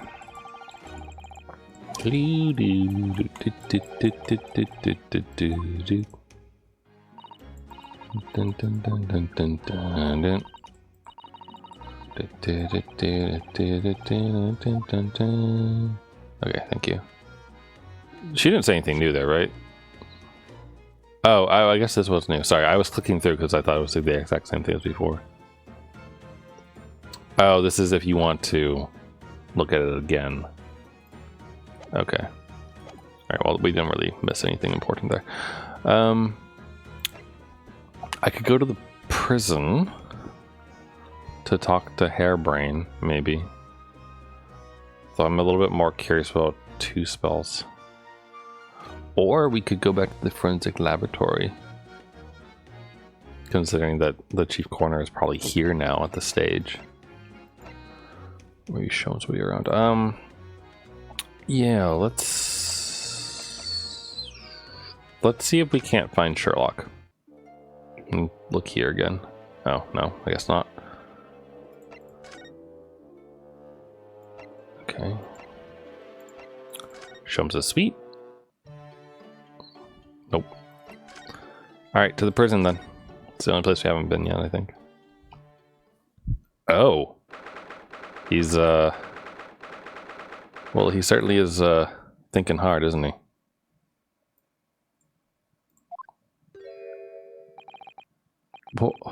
What's he doing? He is... Oh my. The whole wall of the cell is covered in mathematical equations. And he's still writing more now. Professor, sorry to interrupt. Oh, Mr. Naruhodo.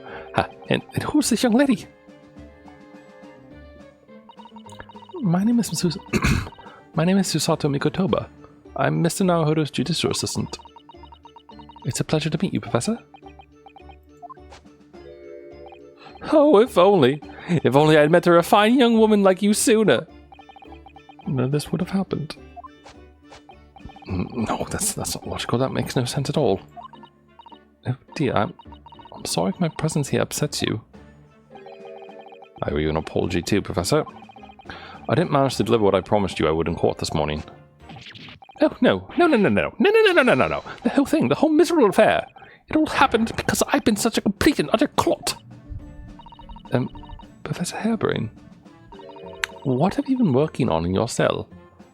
Alright, hold on, let's see. Can anyone spot things that they recognize or know? I see a little bit of a difference up here, you know, derivative, perhaps. We've got a for all symbol for all M within the set of M, unless this is actually an E. But normally when you have a for all symbol like that, then the next thing is like within the set.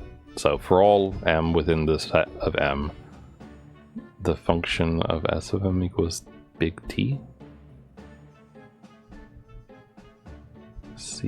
ICH equals S, which is a function of M within the set of all M, such that M equals T. This is weird though. I'm not gonna lie. I forget, this is for all, I remember that. Is there, this is normally like a Boolean, or but there's nothing on the other symbol. Is it exists? There exists epsilon M within the such M such as S of M equals F. But these are also like this is confusing as fuck is what this looks like. Also for some reason, oh, I guess this is his like angle that he was aiming the thing at for some reason, I guess. P F. I mean, this is almost Newton's second law, but it's a function of it with T. That's weird. Acceleration already has. Huh? I know this is all just nonsense math, but still, sometimes you just want to look at it, try to understand if they were trying to like figure anything out at all. And it just anyway. Let's find out what he thinks he's working on. Oh, you mean that? Oh dear, how embarrassing. I was suddenly struck by an idea, you see. I simply had to write it down. The wall was all I had to hand. Oh, is it some new hypothesis? Something to surpass super high voltage instantaneous kinesis, maybe? No, actually, this is my autobiography. Your autobiography? Oh, I was diddled and fiddled by Albert Harebrain. That is... When did this game come out? When did this game come out? Because diddled and fiddled.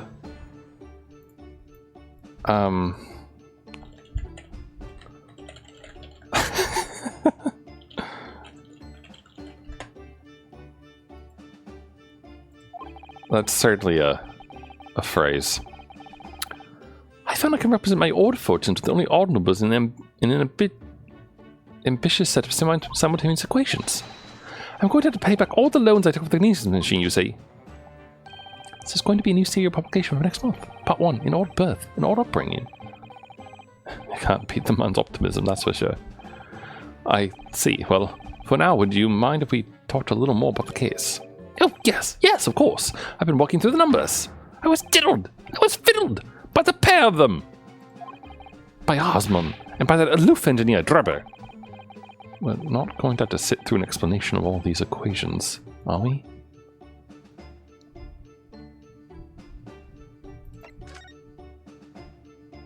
Alright, well, let's talk about this morning's trial first. Everything I believed in has been turned on its head. My research, Mr. Osmond, the kinesis machine, my hypothesis even. I'm sorry it's come to this. There was really no other way. No, it's not your fault. I wanted to protect my work. But in the end, there was nothing worth protecting. It was never my intention to deceive anyone. I didn't want to trick the public. No, of course you didn't. But in court this morning, I realized something. Oh? If you've done something wrong without knowing it, you've still done something wrong. Logically, it makes no difference if you're aware of it or not. Ignorance is a poor excuse. The blame still lies with me. Oh, Professor. He believed in me this morning, you know? Brock did. He believed in my hypothesis. Well, I think that was just a necessary factor in the prosecution establishing its case. No, Brock wouldn't do something like that. I'm sure he genuinely believed it. Did he? I think I understand now. Why was that he decided to take on the prosecution in my trial, I mean?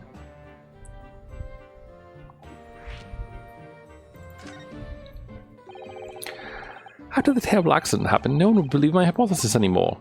Not the police, not the prosecution service, not any lawyers even. I feel like I've dealt some kind of finishing blow here. So if any of the prosecutor had taken the case, if it was anyone other than Baroque, I'm sure the prosecution would have declared my hypothesis a completed utter nonsense.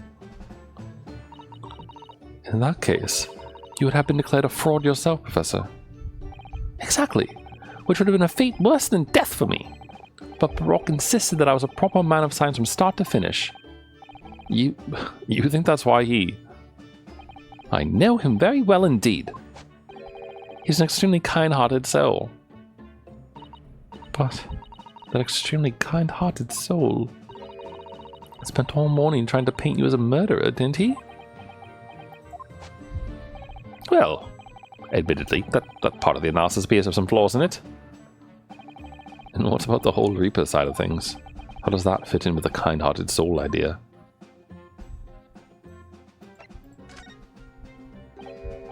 Do you think he set out to trick me from the very start? I'm sorry to say that does seem likely, yes. When I first met him, he introduced himself as a wealthy financier. He looked over the paper I'd written and said my work would benefit all humanity and must be pursued. He was so enthused. He was so empathetic.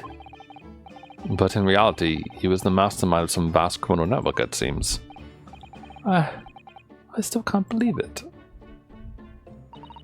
As the machine was essentially a set decoration for some stage magic. It probably didn't require a large amount of investment, actually. But the scale of it. It wasn't just some small trick. It's a very elaborate feat of deception. All young scientists are full of hope about their burgeoning ideas. Full of zeal. But none of us have any money. We want to do research, but we can't afford it.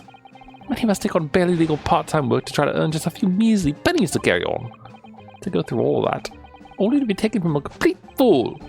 Oh, it's too rotten to believe. It is. I agree.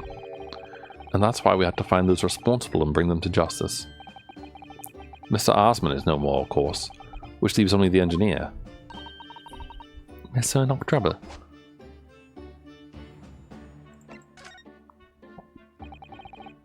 Is he an engineer, or magician, or a swindler? It was about a year ago when Mr. Osmond first brought Trevor to meet me in my laboratory. Since then I met him many times to discuss details about the kinesis machine. But at no point did they have any inkling... But at no point did you have any inkling that he was just an illusionist. Oh, he definitely wasn't just an illusionist. What do you mean? He was a wealth of deep scientific knowledge. There's no question that the man's a genuine scientist. It's instantly apparent in conversation. I see. But the wretched man deceived you, Professor. It's unforgivable. We must do everything we can to find him and bring him to justice. Are there no more clues you can give us as to his whereabouts?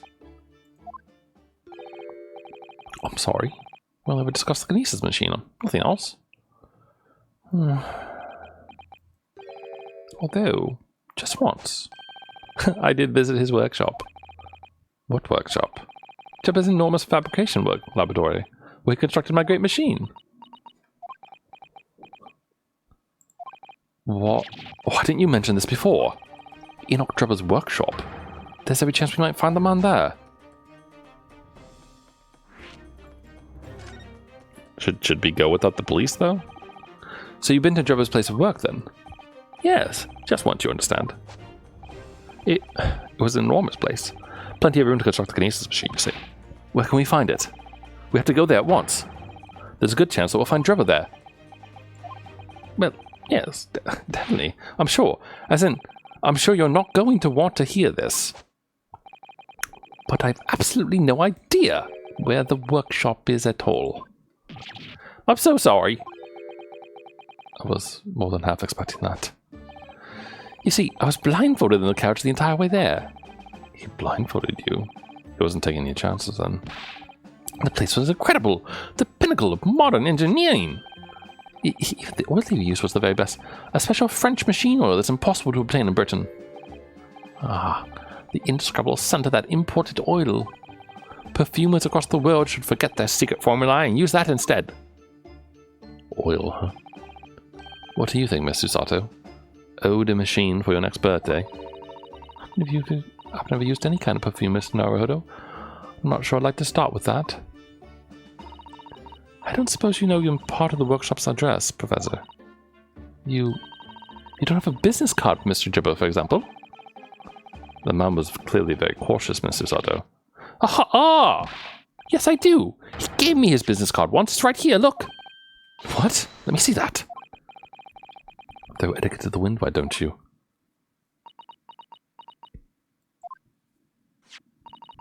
Enoch Trevor, engineer.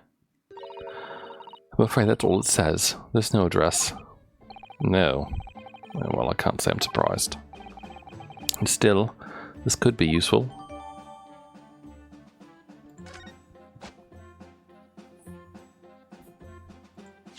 Can I examine it? Might be something on the back, maybe. There's little symbols on it. Oh, there is something here. This dark smudge here. I think perhaps it's machine oil. Ah, yes, Professor Harebrain mentioned something about the oil Mr. Trevor used. Oh, we gotta use the dog. He said it was specially imported, very high quality oil that's impossible to obtain in Britain. Yes, that's right. But more importantly, it is more fragrant than the finest perfume. So excuse me a moment.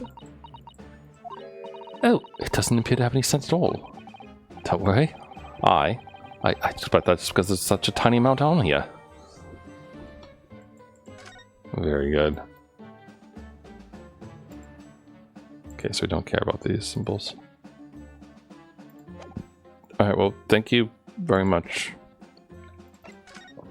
You have to excuse me now because I have a very important thing to go bring it to a dog.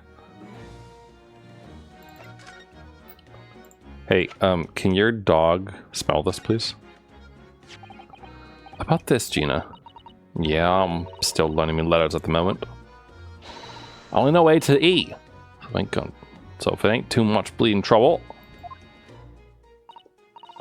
Actually, Gina, it's the back of the card that's important.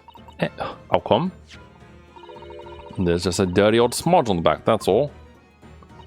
It turns out that this is a very high quality French machine oil. It's a very particular scent, apparently. You don't say. Let's have a whiff then. You sure? I'll smell nothing. No, we didn't mean that you should smell it. Oh, right. You mean Toby?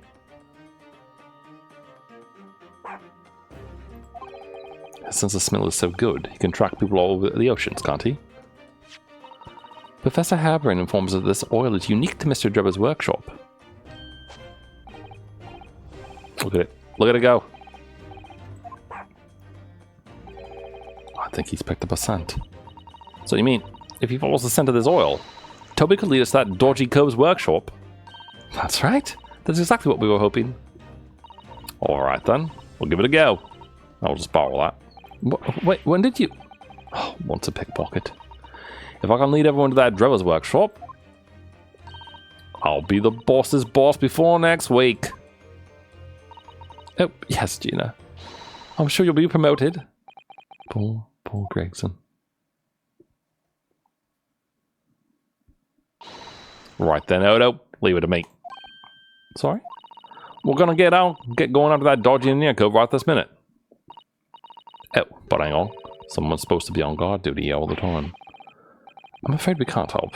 We need to get on with our investigation as well, Gina. Oh, right. Yeah, well, never mind. Ain't gonna be me what gets it in the neck. I'll be the boss. Poor Gregson again. Ready, Toby? Got that oil sent, have you? Come on then, boy. See you later. I do hope the scent of that oil leads from that swindler's workshop. Yes, I hope so too. Ideally before the dog swims across the Channel to France.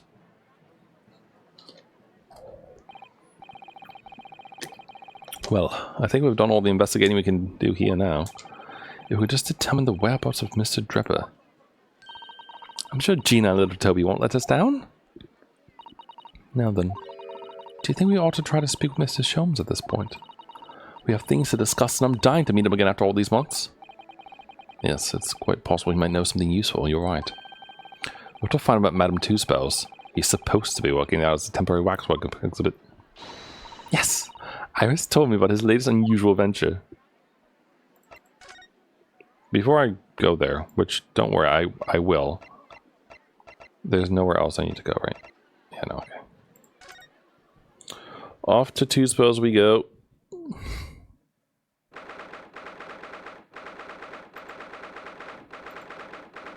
Sorry. So that diddle and fiddle bit, I went ahead and sent it to my friends because I figured they'd appreciate, you know, the diddling. And one of them sent back the Game Grumps animated Diddle Kid. And then the other one sent back... let me just open this for you. Sent back this. But diddle again. Okay, sorry. Just wanted to share that with you is all. Because I thought it was kind of funny.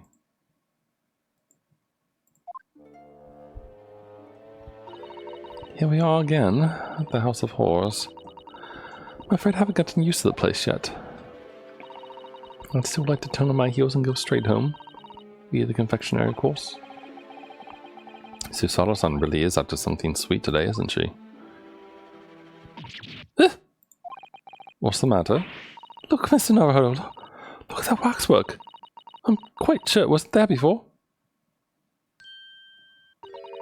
It looks exactly like Mr. Sholmes under the very last detail. Aha! What is it? Oh, sorry, I think you'll find that the temporary waxwork himself. Ah, the friend of my dedicated employee. Oh, yes, hello again. It's Inosuke Naruto. I must say I'm quite spellbound by the great detective. He is a marvel. My precious waxwork is already back where it belongs. You don't mean? But yes, the mystery is solved already. Wow, Mr. Sholmes can really engage his brain when he's hungry enough. So, as you can see, he has returned to his habitual duties. Yes. His habitual duties. Laws. Do not disturb. Oh? But I must. Poor Susato-san. She looks very perplexed. Doesn't she, though?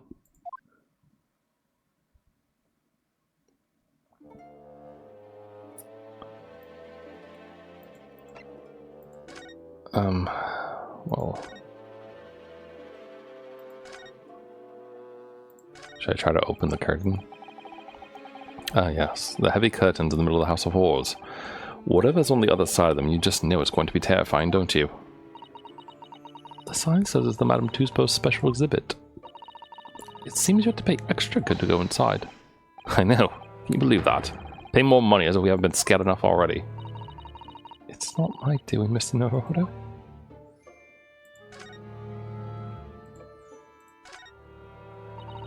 We really do need to speak with Mr. Sholmes. I am longing to say hello again. But where is he? This is like a Dora the Explorer episode.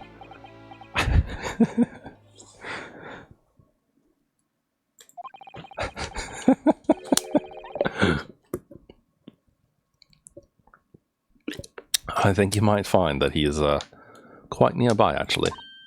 Oh, what do you... Indeed, my dear fellows, it is I. The world-famous great detective in waxwork, Sherlock Sholmes. She just fainted. Susato-san? Susato-san!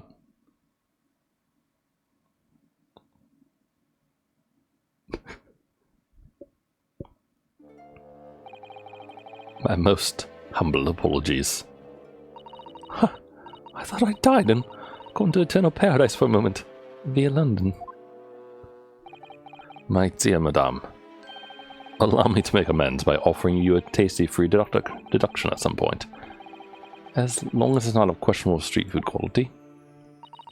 I don't understand. Why are you working as a waxwork here, Mr. Sholmes? Merely a secret identity, you understand? The case is largely solved now. Largely solved? We're talking about the waxwork abduction, I presume? Indeed we are, my good fellow. As I predicted, it was as easy a proverbial pie. Though I confess, yet to partake of a pie, proverbial or otherwise, or any food so far today for that matter.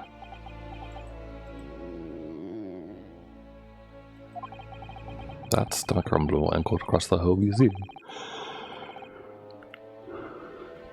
So, how did you manage to solve it so quickly? Ah, well, do you remember I said it was largely solved? Anyway, I simply negotiated with the culprit. Are you familiar with the so-called telephone? Oh yes, it's a most modern invention, allowing you to hold a conversation with people far away. In Japan, only the imperial capital and a handful of other cities are connected as of yet. This morning, a telephone call was received here from the perpetrator of the abduction. As such, I was able to negotiate terms. In the end, the waxwork was returned. That's amazing. Just between you and I. It would appear the culprit had always intended to return the stolen waxwork in any event. Oh, but I thought whoever was responsible had demanded a ransom, no? Yes, I think perhaps the ransom demand was necessary to avoid unwanted suspicion regarding the true motive. But does that not mean your negotiating was entirely unnecessary? A fact that I must ask you to keep from Madame Two Spills at all costs. A hungry young Iris awaits my return to Baker Street after all. Poor Iris. Now then, do I sense that you had some business with this great waxwork? Yes, you did. We're in the process of trying to track somebody down. Who? Yes, a man by the name of Enoch Drebber. He's the swindler who duped Professor Harebrain, and the engineer who built the kinesis machine. A swindler and an engineer. Quite the modern man. He also seemed to be a conjurer of sorts too, with a considerable knowledge of stage magic. We really need to locate him before the trial resumes tomorrow morning. But we have so few clues to go on. What's the trouble? Do you have any good ideas? I have no data yet. It's a capital mistake to have good ideas before one has data. If I knew something of a man's appearance, at least I may be in a better position to help. Yes, Drebber's appearance. Fortunately for you, however, presently I have little to occupy myself and little to fill my stomach. As soon as you find any clue, no matter how small, I should gladly give you my thoughts on it. Okay, so we show him the picture from Van Zeek's. I'm going to save, just because I assume that it will still let us ask the other question about Cosma, but if it, you know, doesn't for some reason, that way I need present. Present. Although maybe I should ask about Cosma first. He's probably just gonna climb up and not talk to us, but this might like trigger him to leave or do something different. So actually, let me ask about Cosmo first. Mr. Sholmes, did you lie to us? My dear Naruhodo, stay that piercing stare. What is this about? Last winter, when we were first on our way to Britain aboard the steamship. Your words are very clear. So then, let us unravel this mystery and discover what events led to this curious murder. You told us that it was murder. And you examined Cosmo-sama's body. Indeed. And wherein lies the problem? We met him earlier today. The victim, Cosmo Sogi. You're quite sure? He was wearing some sort of mask. He was apparently suffering from amnesia. But yes, I'm quite sure. It was Cosmo-sama.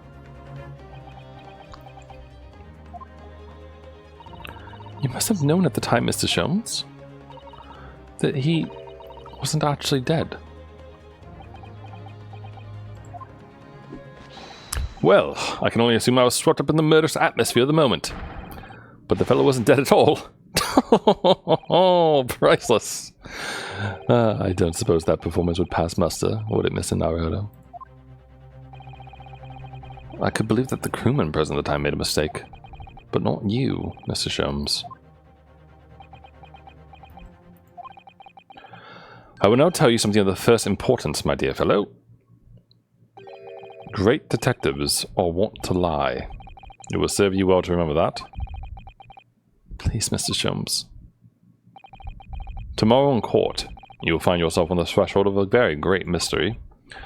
For now, I'm afraid that is all I can say. Alright. It's fine. I'm glad that he's... Well, I mean... I'm glad that he's being somewhat honest about lying, at least. I mean, if he's not going to tell us why he was lying. Mrs. Sholmes, would you cast your eyes over this photographic print? It's of Mr. Enoch Drebber, the face of the engineer we seek. Well, all Englishmen look broadly the same, of course. So, looking at the photograph won't be particularly instructive. Oh, you're right, Mr. Sholmes. Ah, yes. Forgive me. Very interesting, this. Very interesting indeed. What's wrong, Mr. Sholmes? You've turned quite pale all of a sudden. Is that the professor, by chance? Is it Moriarty? I have a suggestion, Mr. Naruhodo. Would you indulge me? Oh, well, what is it? As I explained to you when you arrived, the missing waxwork has been returned, and I personally reinstalled it in the exhibit from which it was taken, behind those thick curtains. Oh, yes, the Professor exhibit, isn't it? Would you like to see it? For a mere 5 shillings. That's a special one-time only price, you understand. What? The opportunity won't come again, I might add. Would you like to see the fruits of my labor? Oh, well, we do have a rather pressing investigation to carry out. Perhaps we could postpone? The price is a very reasonable 5 shillings. I think you'll find it well worth it. Are you being quite serious, Mr. Sholmes? Surely you need only look at my expression to ascertain if this is seriousness or silliness. I can never tell with you. That's the point. Very well, it couldn't hurt. Here's your 5 shillings. Gratefully received. So, the special exhibit awaits behind the curtain. I invite you to peruse it at your leisure. Yeah, it's gonna be the professor, isn't it? Trevor. All the money's been spent. So, let's go and see the special exhibit. Through those heavy curtains at last.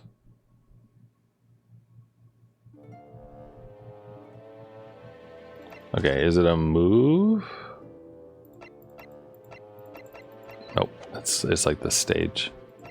So examine it probably. 5 shillings would have to pay. It doesn't seem right somehow that Mr. Sholmes slipped the money into his own pocket, does it? No.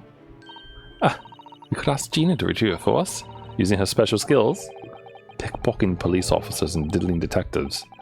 Is that what makes Britain great? Not to mention demigod prosecutors taking the law into their own hands. Or chip lobbying inspectors. Inspector Gregson comes off rather well in that list, I think. Yes, he does. I mean, of all things, loving chips, isn't that?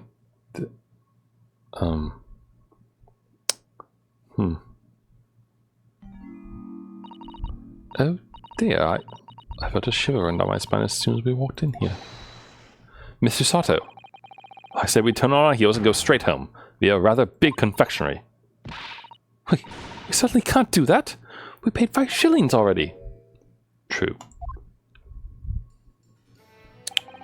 Actually, now I'm looking a little more closely. We've paid good money to see an exhibit that's clearly incomplete. The nerve of the great diddling detective is far more terrifying than anything else in this place. This must be what Mr. Sholmes meant when he said the case was largely solved. Be that as it may, Mr. Sholmes heavily implied there'd be a clue about the engineer in here, didn't he? But where? Since we paid 5 shillings, let's do 5 shillings worth of investigation, shall we? Yes. Yes, we'll get what we paid for. It's that feel of frustration that makes Susato-san's voice tremble.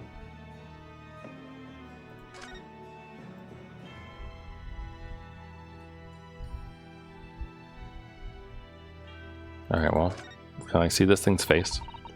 This part of the exhibit is just as disturbing as the rest. It looks so real. It seems to be a young man in a white overcoat. And he has... Oh, sorry. And he has a large shovel in his hand too, look. Perhaps we should investigate in a little more detail. Oh yeah, see, I saw the eye bit. Yeah, look at his fucking face. What's this here? Well, this would appear to be a lens in the middle, so I believe it's probably a camera. A camera? But it's so small. British technology is incredible, isn't it? I mean, what about Mr. Sholmes' skin prints? I think perhaps you should treat Mr. Sholmes' inventions as exceptions to the rule. But anyway, why would the man be in a graveyard at night with a camera? I wonder. Perhaps he was trying to capture the moment a dead body came back as a ghost on film. We'll just borrow this for a little while, I think. What? We're borrowing the camera? By looking at the photographic print inside the camera, we can see what picture was taken. What's a photographic plate? It's a piece of glass coated in a special emulsion that reacts to the light coming in through the lens. If we open the cover at the back of the camera, we should find it. Let's have a look. You should see for yourself, Susato-san. Your eyes are shining. You really do like machinery, don't you? Okay, but why? You really won't let me look at his face, huh? It's quite a large lamp the man's carrying. Or is it a lantern? It's not unlike a Japanese chochin paper lantern, is it? Actually, is it? Lamp, lantern, chochin. The point is, it casts very little light. To be walking alone in a graveyard at night with only this, well, I certainly couldn't do it. I'm not sure I could visit a graveyard at all, in broad daylight, to be honest. You gonna let me go higher up, or are you just gonna make me like to stare at his balls? Like,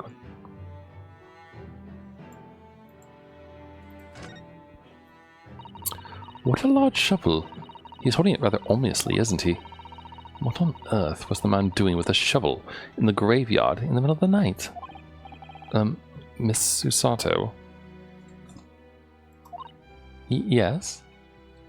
Sorry, I'm trying to adjust some wires because I keep getting caught on one of them.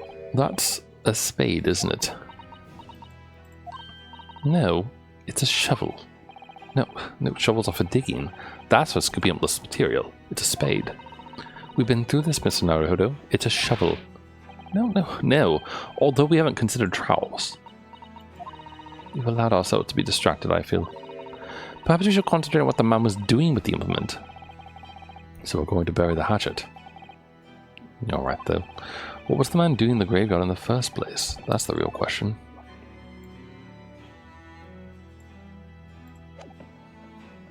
They really won't let me examine his face, huh? Alright, I guess I had to look at the photograph first. So it said, look at this, right? Oh look! The cover came open. Yes, now there should be a glass plate inside. You have to change the plate with each new photograph you want to take, you see. Is something wrong? There is no plate. It's been removed.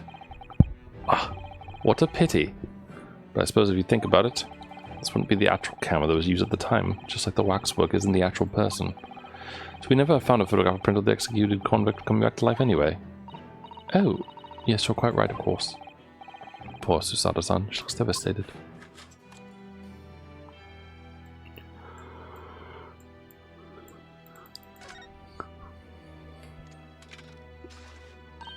What a wonderful machine. You really love contraptions like this, don't you? Oh yes. Anything mechanical I find absolutely irresistible. Almost irresistible, surely? Well, whenever I see a pocket watch, for example, I can't help myself. I simply have to take it apart. That's worrying. Yes, Father tells the time by the rumblings of his stomach now. He's given up having him watch. Poor Professor Mikotopa. Okay, but look at the blood. Look, Mr. Naruhodo. What is it? On the bellows, just here. There seem to be some very dark red stains. Yes, you're right. It's like blood, actually. Oh. Oh my. I'm sure it's not what you're thinking.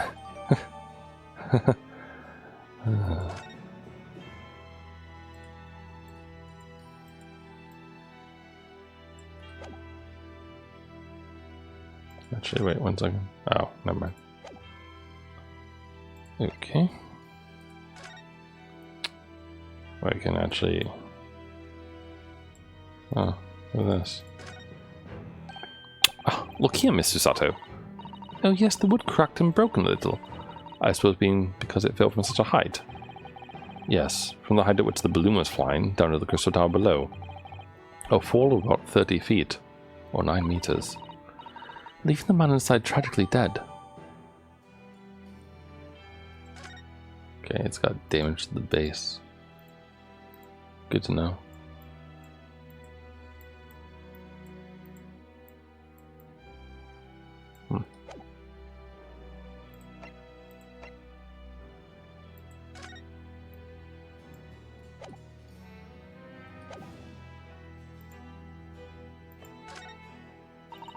This must be the killer. The fiend known as the Professor. Yes, I think so. According to what Madame Tuspo said, he killed 5 victims, all of noble royal blood. The waxwork is so lifelike, isn't it? Like all the models in this place. I know. Looks like it'd start moving at any moment, doesn't it? If only it had a head, that is.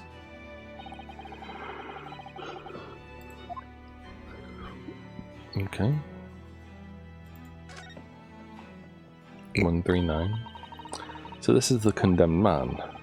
Yes, the so-called professor. Then perhaps his head was chopped off by a guillotine. But unable to find peace, he emerged from his grave as a headless ghost. Do we have to entertain such terrifying ideas, Mr. Sato? Anyway, I'm sure the model had a head once. There's a metal fitting for it, see? Then perhaps Mr. Sholmes absent-mindedly forgot to reattach it. That's an extremely absent-minded detective you're describing, isn't it? Or perhaps the thief absent-mindedly forgot to include the head when he or she returned it to the museum? And that would be an extremely absent-minded thief. Could there have been some reason why only the head wasn't returned?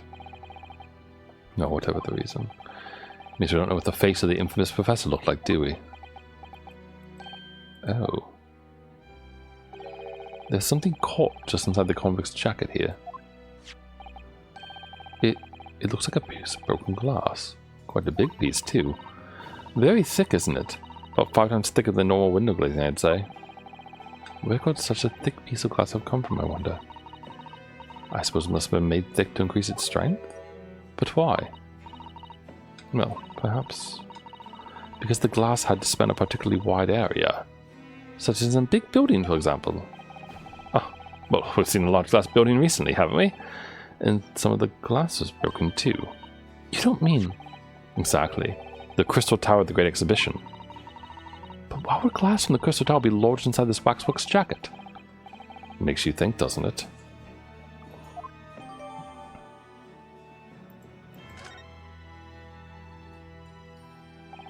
Early in court, we established that the kinesis experiment was a trick.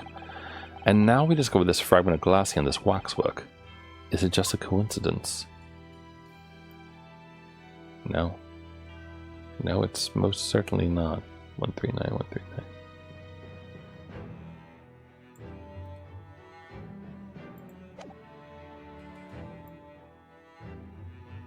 Okay. Can I please look at his head?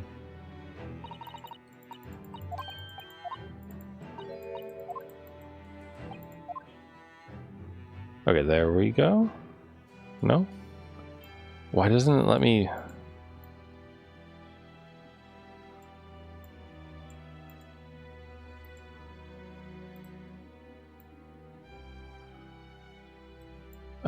let me see your face, dude.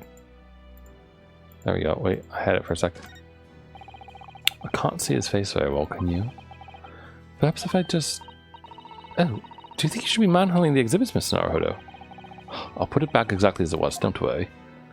I mean, we just stole his freaking camera. Are we really gonna get mad about anything else?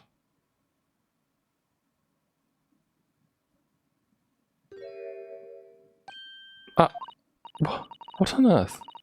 How can... I don't believe it. A black monocle. Mr. Naruhodo, is it possible this man is... Yes. It's Enoch Drebber.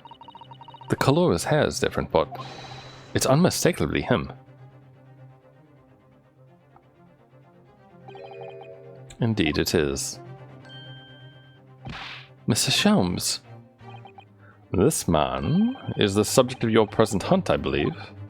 Yes, that's right. Just who is this man? Why is he here in this exhibit? And why did the convict behind him have no head? The head was missing when the model was returned by the thief who stole it. What a surprise. So then, the case isn't yet solved, is it? Did I not say so myself? Largely solved with my words, I believe. But I must locate the missing head, toot to sweet, as Madam would say, or be in grave trouble. A very hungry iris still awaits my return to Baker Street, preferably with rations. Ugh. Do you know, though, something about this room is strange? Strange? What do you mean? Well, the displays in the House of Horror are supposed to depict real events, are they not? Indeed they are, Mr. Sato. Do go on. And as terrifying as they are, the scenes in the other exhibits are believable, but this one...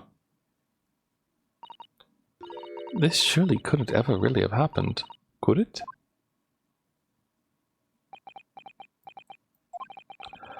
I think it's time I educated you a little about the nature of the incidents involving the professor 10 years ago.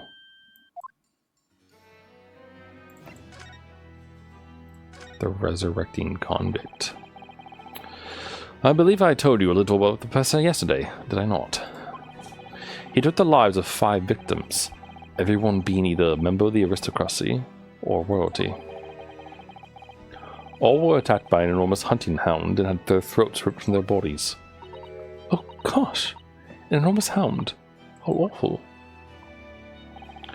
After taking the life of his 5th victim, the killer was apprehended. It was a case of unprecedented magnitude in Britain, you understand? Accordingly, the professor was tried in a closed court. No members of the public were permitted. A closed court? So, you mean that the professor's identity... As you surmised, my dear fellow, his identity was never made public. Naturally, he was found guilty, and was summarily sentenced to death by hanging.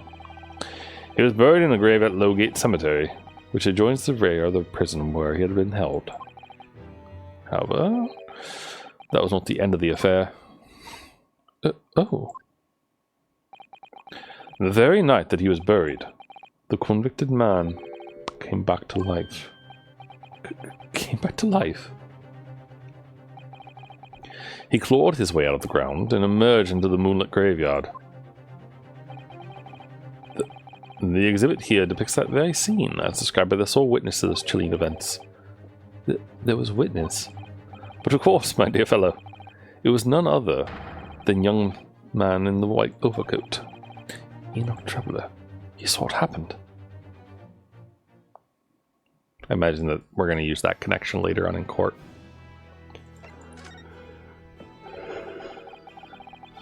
So, this is a waxwork model of Enoch Traveler. 10 years ago, the convicted professor, having been gibbeted and buried, emerged from his grave in the dead of night. The sole witness to that unimaginable scene was this young man. From appearances, I would say he was about 20 years old. It's so horrifying. Scared out of his wits, the young driver ran to a nearby police station to report the incident. In the sheer terror, what he'd seen is said to have turned his hair white overnight. Yes, as shown in the photograph of him. His hair is completely white. For the following few days, the story of what we've seen was on every front page in the capital. The police was frantic for every last detail about the killer who come back to life. As you've seen, an exhibit was even created here at Madame Twospell's.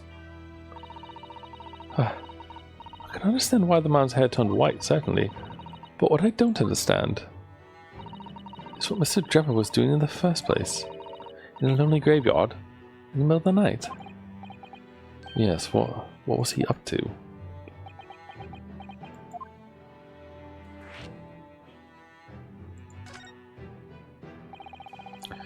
The professor's act of terror through London's upper classes a complete panic 10 years ago. It was a great scandal, one might say, at the very highest levels of society.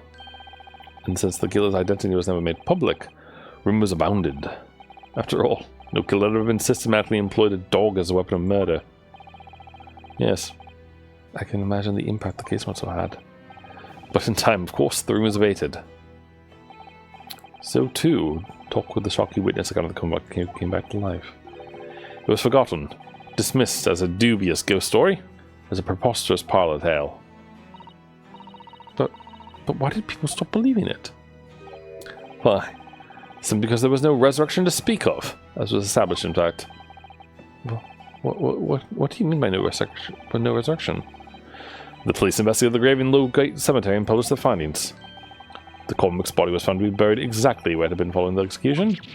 No. But that would mean Mr. Drebber must have lied to the police in the newspapers. That would appear to be the only logical explanation, yes. The young man subsequently vanished from society and nothing has been heard of him seen since. It's rather striking then that he should resurface now, don't you think? Of course the convicted murderer couldn't really come back to life, that's not possible. But Drebber's hair is unusually white. That really did happen overnight as a result of shock. It's hard to believe the incident was an out-and-out lie.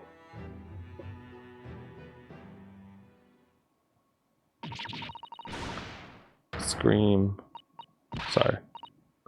What the bleeding Nora, Oda? What have you gone and done? Gina, what are you doing here? I'll ask Iris, and she said this is where you'd be, so... Gina, not so loud in the museum. Madame Twospell's will have you take a position as a waxwork if you're not careful. I think that might be more pressing concerns. I still have some flash powder left from 6 months ago, so... Alright, Gina, we understand, but please, put down the gun.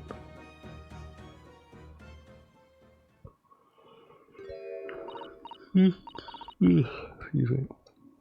Sorry, I got scarred. Should try being the one on the other end of the barrel. So, what brings you here, Gina? What brings me here? What do you think? We found it. Found that dodgy Co's workshop. You found Drebber's workshop? Yeah. Toby's nose took me straight here. The boss and the others heading over there now on drag. So come on.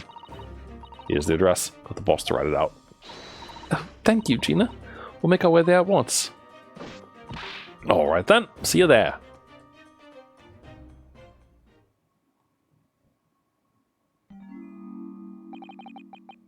You go. Don't mind me. I'll just stay here, being still. What? I know my place in the exhibit over there. Oh dear, someone's feeling sorry for himself.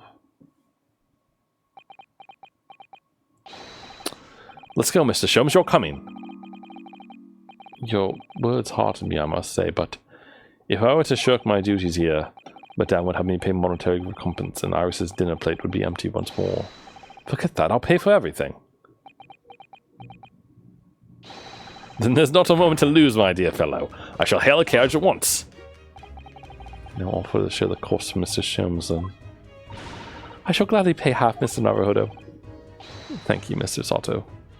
Right, let's go.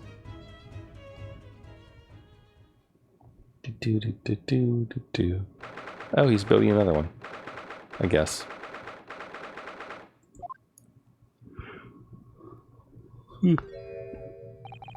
That looks like... Oh, isn't that a super high voltage instantaneous kinesis machine? Indeed, it would appear so. Though only a prototype, naturally. Well, so you called here then? Gina, well done for finding this place. In such little time. You've really worked miracles. It's Toby here as a miracle worker. Thought your lot would show up before long. Hello, Inspector. That's horn knitted about. Yeah, look at those fucking eyes. He looks like a demon. So he's eating a lemon, not a bag of fish and chips. So, Inspector, is there any sign of the engineer? Sadly not. We didn't find a soul in here. Oh, what a shame. Well, thank you for letting us know about this place and giving us the chance to investigate. According to what Gina tells me, we only found it thanks to a clue that you lot turned up. Wouldn't want to say go to Paris with a debt of gratitude unpaid now, would I? Thank you. Anyway, if you're hoping to snoop around in here, I'd get cracking. Lord Von Zeeks and the forensic investigation team are on their way here as we speak. Them again. I imagine you got the picture by now. They don't take too kindly to lawyer types. Right. So then, my dear fellow, let's turn this place upside down whilst we have the chance. And you, Sholmes. Pardon? They take even less kindly to great detectives than they do to lawyers. Very droll, Gregson, very droll. But you may consider me nothing more than an inconspicuous waxwork model. Right then. Let's see what we can find in here. Okay. I'm not gonna lie, I'm getting kind of tired. I've had to... one moment. I'm gonna look at the... typically on Steam, they're like spoiler-free walkthrough type things, which is really, really nice. I appreciate the people who make these a lot, because they give me a good, like... They give me a good, whatchamacallit? Like, way to tell how things are, I guess. Okay. Oh, apparently there's an achievement on the blackboard of Sholmes' suite. Really? Sorry. This particular achievement like makes notes of like where to get funny achievements, I guess. Hold on. I assume I can't go back there, right? Oh no, I can. Hold on, where's this blackboard?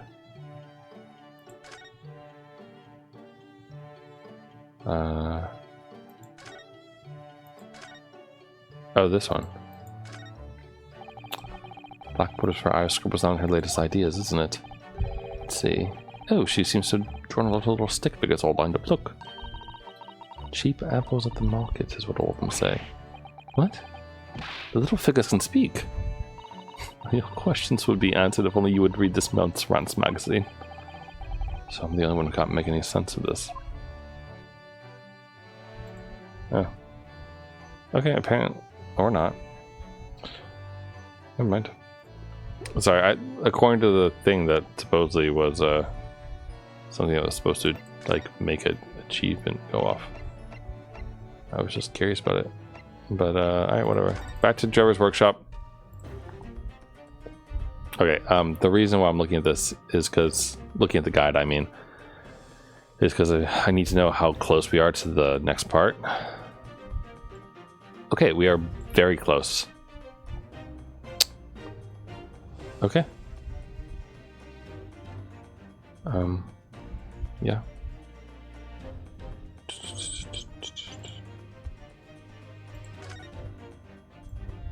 This is like the last section before we get to the trial, I guess. So I'll see it through rather than stopping. Huh. This appears to be most interesting. Yes, most interesting indeed, wouldn't you say? It's an impressive looking back massager, that's for sure. I have no doubt that if you hit your shoulders a few times with that, your aches and pains would soon go away. It's a Royal Society trophy for excellence in science. A young scientist could wish for no higher honor. Huh. Would you like a massage? No, I'm fine, thank you. I had no idea it was such a grand thing. I think it's becoming increasingly clear that there's much more to this Mr. Enoch Trebler than conjuring tricks. I couldn't agree more, madame. And how about you, Mr. Naruto? Wouldn't you like to take it with you? For your tired shoulders, of course. He's not going to let that go, is he? It's curious, though, isn't it? You would expect such an important trophy to be proudly on display somewhere, not haphazardly cast aside. English gentlemen can be quite a mystery at times.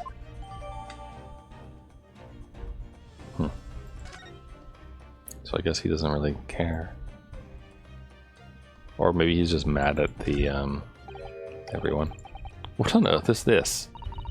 An aeroplane, Mr. Naruto? One day, scientists believe it will allow humans to fly freely in the skies. Is that how the trick will be described, is it? Sorry?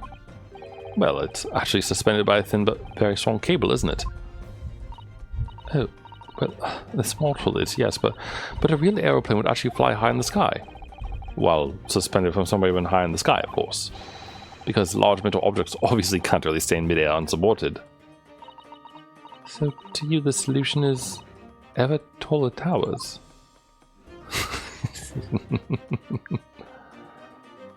It's pretty funny.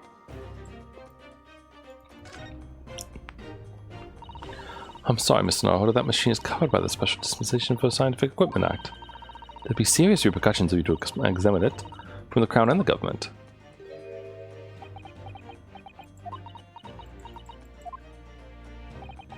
Well, those two don't seem to be holding back. It's quite hollow inside. No working parts or devices of deception to be seen, my dear fellow. No loose chains dropped on the floor or nothing. Not even a bone for Toby here, my dear fellow. British people are very much ruled by their own ideas, aren't they? I think that's just these two, Mr. Sato. No, damn it, that's not what I wanted to click.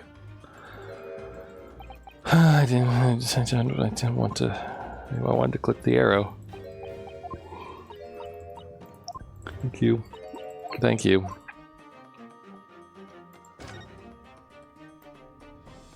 Okay, so I can't examine any of it. I feel like I should talk to Gregson.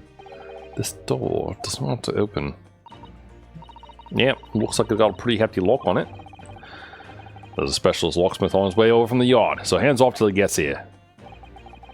With permission, Inspector, I could have that lock open in less than a minute. Well, you don't have permission, and no one's given it to you. Gregson looked as though he's really enjoyed that. Well, there's no sound of anybody on the other side. No, Trevor must have fled at the first sign of danger. Wait, I can't talk to him? Oh, okay.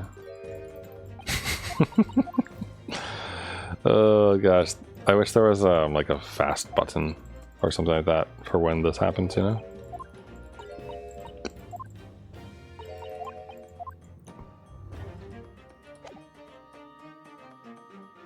Okay.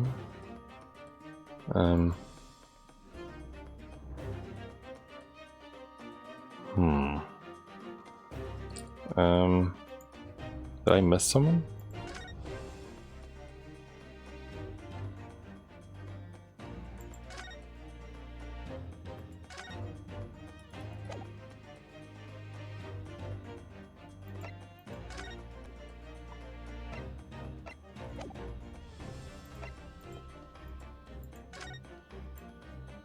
Is there? Did I miss one? Is that.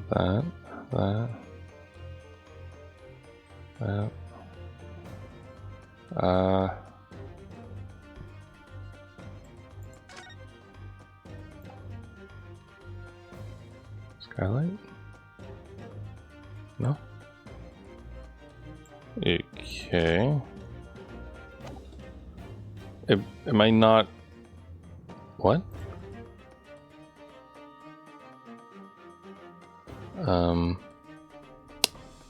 I'm kind of confused.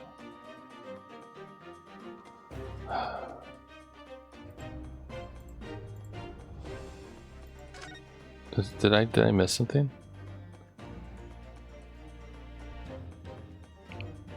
Just gonna wiggle this around a bit. There's no one to converse with.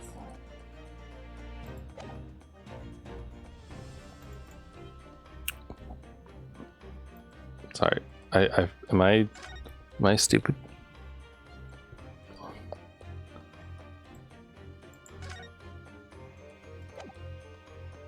Am I? Oh no. Nothing in particular now. So none of the windows. None of the doohickeys either, or pulleys.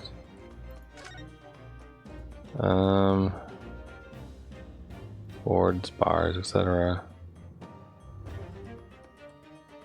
Trophies. There's not a lot going on here, is there? This is one of those times where, like, I can feel the tiredness maybe causing problems. Am I missing something? Like I need to examine things?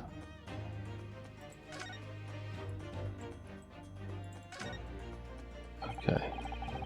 Little plaque here. Look. Fostering burgeoning talent for the future of scientific discovery. Seems rather ironic, doesn't it? But clearly Mr. Dover really was a very talented scientist. Nothing below. Nothing above. It's just the insignia. And nothing behind. Okay. I didn't miss anything there. This piece of glass is almost as thick as it's wide. Okay, they're just talking about the thickness of the glass. And how thick Sholmes' skull is, I guess. Okay, they've deduced that it's from the crystal tower.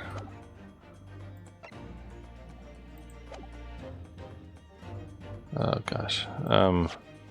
Yeah, I hate to do this because I know that like we're really close to the next part of the trial, everything, but I am like struggling to keep my eyes awake right now.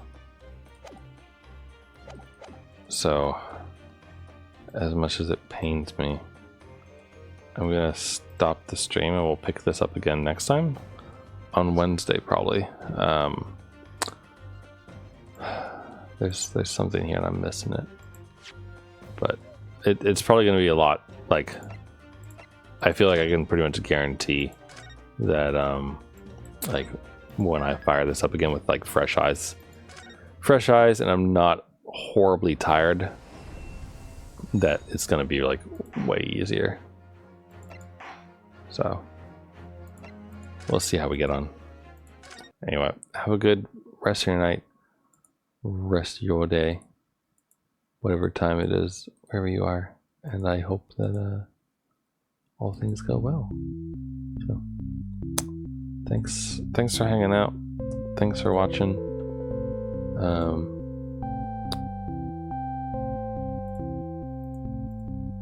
There we go. Sorry, I don't know if anyone's noticed, but the stream is always in 1080p. In case it's not obvious, but my base canvas always isn't, and that was the trick to fix Remnant 2 the other day. The like shitty performance it had and everything was to get it so that OBS doesn't have to downscale like while it's doing everything, and that fixed up a lot of performance issues. So anyway, that's not really here nor there, I suppose, but have a good one and take it easy. Bye.